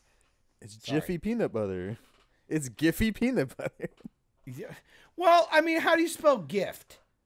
Yeah. Like, you get a present on your birthday. It's a gift. G-I-F-T. You just take the fucking T off. It's the same fucking word. God damn it. If you say GIF, you're a piece of shit. All right. Don't wear a mask when you go outside. What about my GIF? I'll fucking garble your GIF. What about my GIF? I don't know. You're gross. No, it's a show. It's from the It's a show. Nailed it. late 80s, I believe. I think there's like 20 episodes, but I only watched a couple last night. It's fun. I mean, Like all together, just 20? yeah, I think just 20 altogether. It's only one season. It's Space Precinct 2040. It's on Amazon, and it's it's so weird because it's like they're on a space station, so it's like DS9, but it's not because it looks like fucking Earth because they have like They're just on a ship. cities and everything. It's supposed to be like this massive space station, but when they show So they're you like in a it, biodome. yes, basically. Okay. But when they show you it, it looks like super tiny. I'm like, well, how is there even a downtown in this place? Easy. It's a TARDIS, you bitch. Calm down. Sci-fi No. exists. But it's cool. I like it. It's better than Shark Exorcist's first What? 10 minutes. Shark Exorcist is a fucking masterpiece. You're a bad person and you just don't like good cinema. it's fun That's to what I see. It's fun to see the You're a white male. the I don't care what aliens. you have to say. aliens and shit in that show. It's fun to see. Hannah might like it. One, Maybe. don't tell her what she'll like. I said she probably might. would. What's it about? It's there's a precinct in space. Fucking nailed it. And the guy, Fucking done. I don't need any more. Bye, everyone. Thanks for coming out. that's what it's about. The main guy is he was a police officer on Earth That's for not so what long. it's about. That's called a setting, you dipshit. That's no. It's a precinct in space. What's the title? Space Precinct 2040. That's not what the film is fucking about. It's what's fucking hell. You fucking dipshit. Okay, what are we doing? No, it's What's about a it guy. I'm He sorry. was a blacked cop. He was a cop on Earth, and then for I don't remember how many years he says, but then he's transported or he moves to another precinct, is what they say. I moved to another precinct, and then it's in space. Oh, he got Harvey. He got me too. Got it. Yep. I'm sorry. I'm so sorry. Just like I was surprised that they actually took the time to like make the alien suits and stuff because it looks like it didn't last. Well, because it was the 80s, dude. Prosthetics. oh no, it was 1994. It says. And Okay, it was in the 90s. Prosthetics. it was British television series. It was British. It's called prosthetics. Have you ever seen Doctor Who, you dumbass? No. Of course not, because you're uncultured, you swine. Don't call me names. Don't call me names. The extraterrestrial adventures of former NYPD detective Patrick Brogan, now a lieutenant with the Demeter City Police Force on the planet Altor. Brogan and his partner Jack Haldane must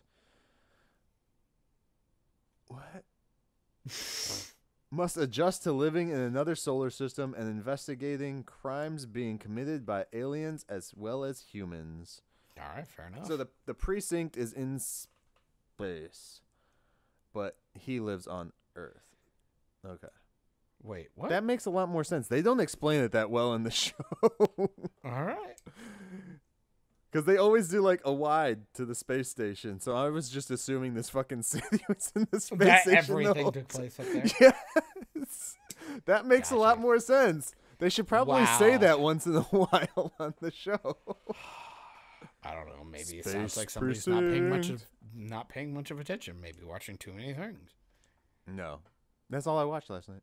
I was going to watch some wrestling, but then I was like, no, I'm just going to watch this. Fair enough. And then I was actually what I was going to start was Andromeda, because I've never watched Andromeda before. If you were gonna, I would just say, fucking struggle through Battlestar. I've seen Battlestar, the original, not the redo that they did. The new one. The new one's pretty good. Yeah. They have a really cool. Now, if I do that, long should I shot watch opening. Caprica? It's called Caprica. Caprica. I have a great show for you that I think your entire family could watch. By the way, it's called Eureka. Yeah, that's a good one. It's a great show. Yeah. One of my favorites. They don't have all the seasons on The any streaming service. They The have, like, main mixed fucking seasons. guy, Colin Ferguson, I love him to death, by Yeah. the way. He's the Maytag guy. Mm-hmm. If you watch the commercials, like he's like the dryer, like tumbling fucking clothes in his Yeah. hands. He's adorable as fuck. But I so love you him. wouldn't recommend Andromeda? Like, I'm a fan of Kevin Sorbo, so that's one of the reasons I was going to do it. And I know it's loosely based off of what Gene Roddenberry I've heard wanted the to first do. 2 seasons are good. Yeah. But I I know Gene Roddenberry had zero to do with it. It's just based off of fucking notes he did. Which I would is say weird. don't bother. And if you haven't read the books, Expanse is really good. Okay. Yeah, I've heard of The Expanse being good. I think you'd like The Expanse. If you haven't read the books, you'll like it. If you've read the books, don't bother. Okay. If you've read the books and really like them, they only stay true to them for maybe a season and a half. Like, maybe. Yeah. There was one I had watched a while back. It was a British show, too. It had the guy from Shaun of the Dead in it. Nick Frost? Not Nick Frost. Or Simon Pegg. Or no, Nick Frost, yes. Sorry. The fat one. Yeah, the fat one. We need to just make our own the fat one. I'm trying to remember what it was called, but it was a fun show to watch. It is called Spaced. Oh, yeah. It's a good show. That was a fun. I'm actually that's trying to not get it. to... Not mine is Spaced. going to be a Red Dwarf. That's Red the one Dwarf. I I want to watch that too. That's the one I want. Where's this other show at? Why can't I find it? Hyperdrive. That's the one I'm thinking of. So you've never watched Doctor Who? No. I've watched a lot of other British shows, but never Doctor Who. I didn't ask you that, you fucking piece of shit. I don't. I'm sorry, that was really aggressive. Hey, no one else is watching Doctor Who right now. Why should I? Yeah, fair. Well, Gotcha. That's a sad thing. No, I recommend it if you get a minute. It's the 2005, I believe, was the year, the 2005 reboot. Christopher Eccleston. I would definitely. Production not be value is watching from good, the but start. also bad at the same time, just because it's old. Yeah. But it's good. I think you'd like it like a lot. Music's awesome. Very like practical effecty. It's a lot of fun.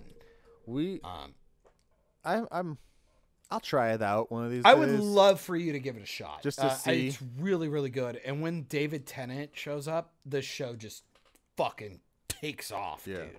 It's so good. Wasn't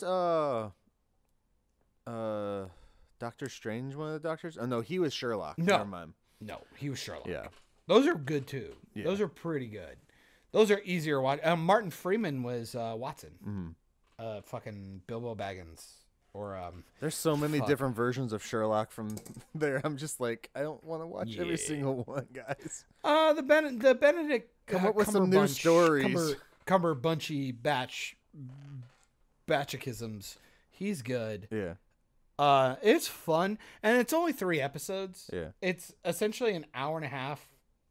So I mean, you're talking 5 hours a season. It was only 3. It was like a mini series, or No, it's just how British people do fucking weird shit with their TV shows. They either go like 10 episodes at like 20 a piece, or they do like 4 episodes at like an hour and I think a that's half. what happened with Black Mirror, the show that's on Netflix now.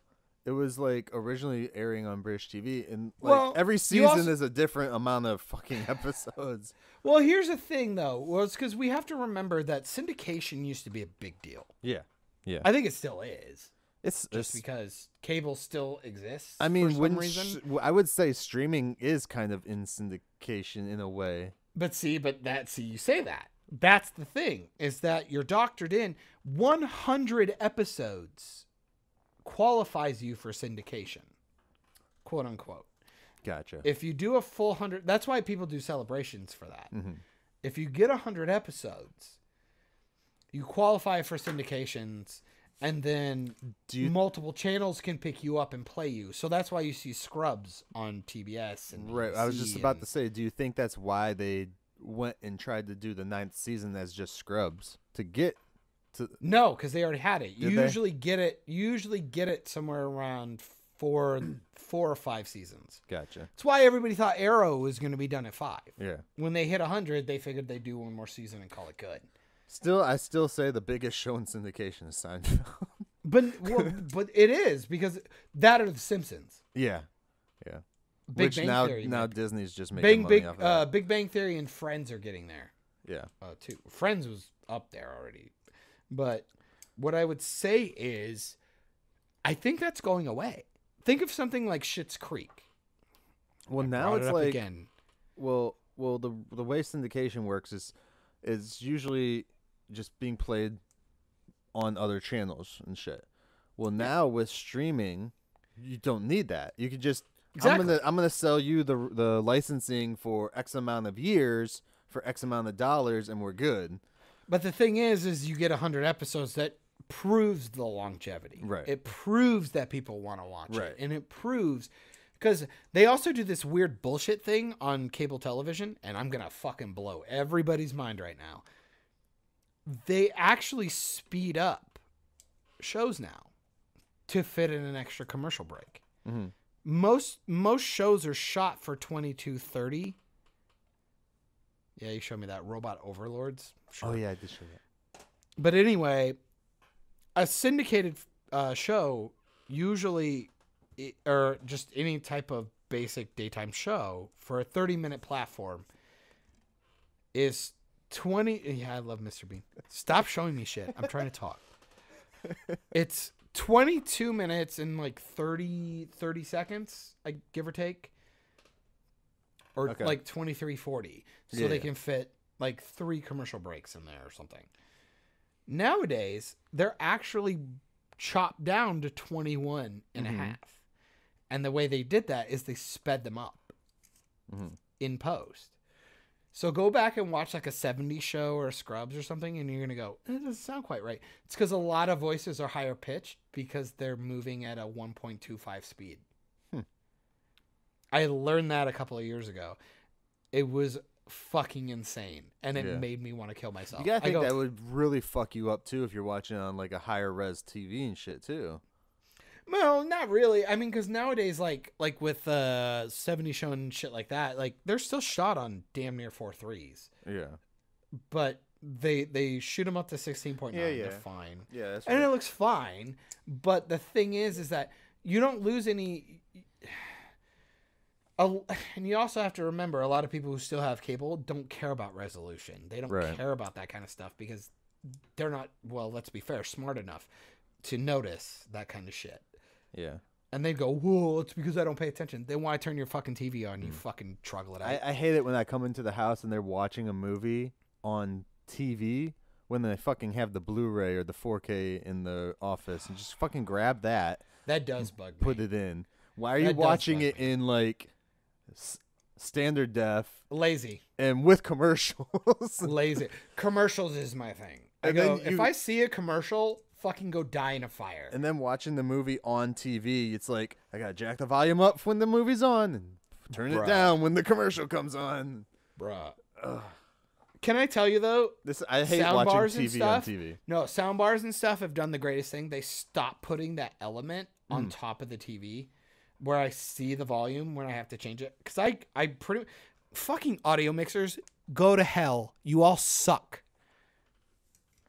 They make these like dialogue is so low. And yeah, Phillips, man, I'm gonna yell at you too. You suck sometimes too. Where dialogue is so low. Because you want to engage. Yeah. You want to listen. And then all of a sudden, boom! Boom! Kabam! Explosion! And it's like fucking hell, dude. It's like I have to hold my fucking remote in my hand to like go down and go up and go down and go up. And it's like the most embarrassing thing in the world is I'm trying to show this fucking film to my girlfriend who by the end of it I hope fucking touches my penis. And every 2 seconds you see the volume bar because it has to go up and down. It's fucking retarded. Yeah. I fucking hate it. Learn, fucking balance your shit, you fucking twats. Oof. Oof. I think that's all I got, man. I'm so mad. Okay. Balance your shit. Balance your life. Balance your audio. Balance, balance, balance. Things should be perfectly balanced, as all things should be. Shout out to Thanos. Thanos. That's called a callback. All right, man. So, yeah, that haircut is lame. My what? I'm making fun of your haircut. My haircut. It doesn't work because you have hair. I'm just mad at. I'm not mad at you. I'm just jealous. It's okay. I miss. And I'm older than you too. No, you're not. Are you older than me? Yeah. No, you're not. Yeah. Yeah. I don't buy it. Yeah. Fake news. I don't even know how old I am. We'll go off air what's and the say year? our birthdays because I ain't saying it on here. Oh yeah, fair enough. All right, so I don't have. Well, I have tons of more to say, but I gotta get to other shit done. Yeah, boy. We'll talk tomorrow, maybe. Maybe. Maybe. So my quote. That's not true. No. You annoy me. I'm just kidding. We can do I a love you. we can I do, love you, boo. We can do one tonight if you want. But you go to bed too early, you lazy piece of shit. I'll be passed out so fast. I've been staying up till like 1. Hey. All right, so my quote for the day is from the movie Contagion. Contagion? Contagion? Contagiousy? This is the second time you've done this. So what is That's this? how I like to say that word. It's better. This better be better than the better thing that you bettered. From Alan Crumwide? I don't even know how to say that name. Glad you vetted it. And this quote goes for the entire episode. Okay. Ready? Okay. Bring it. From Alan. Godzilla, King Kong, Frankenstein, all in one. Like, that's it? Later, nerds? Oh!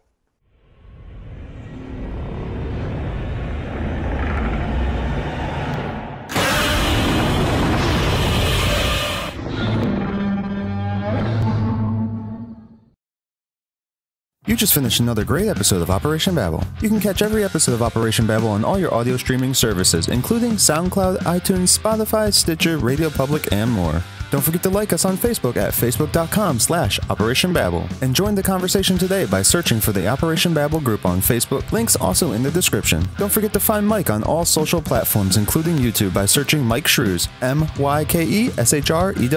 You can find John on Instagram and YouTube via Bald Man Bad. Thanks and have a great day.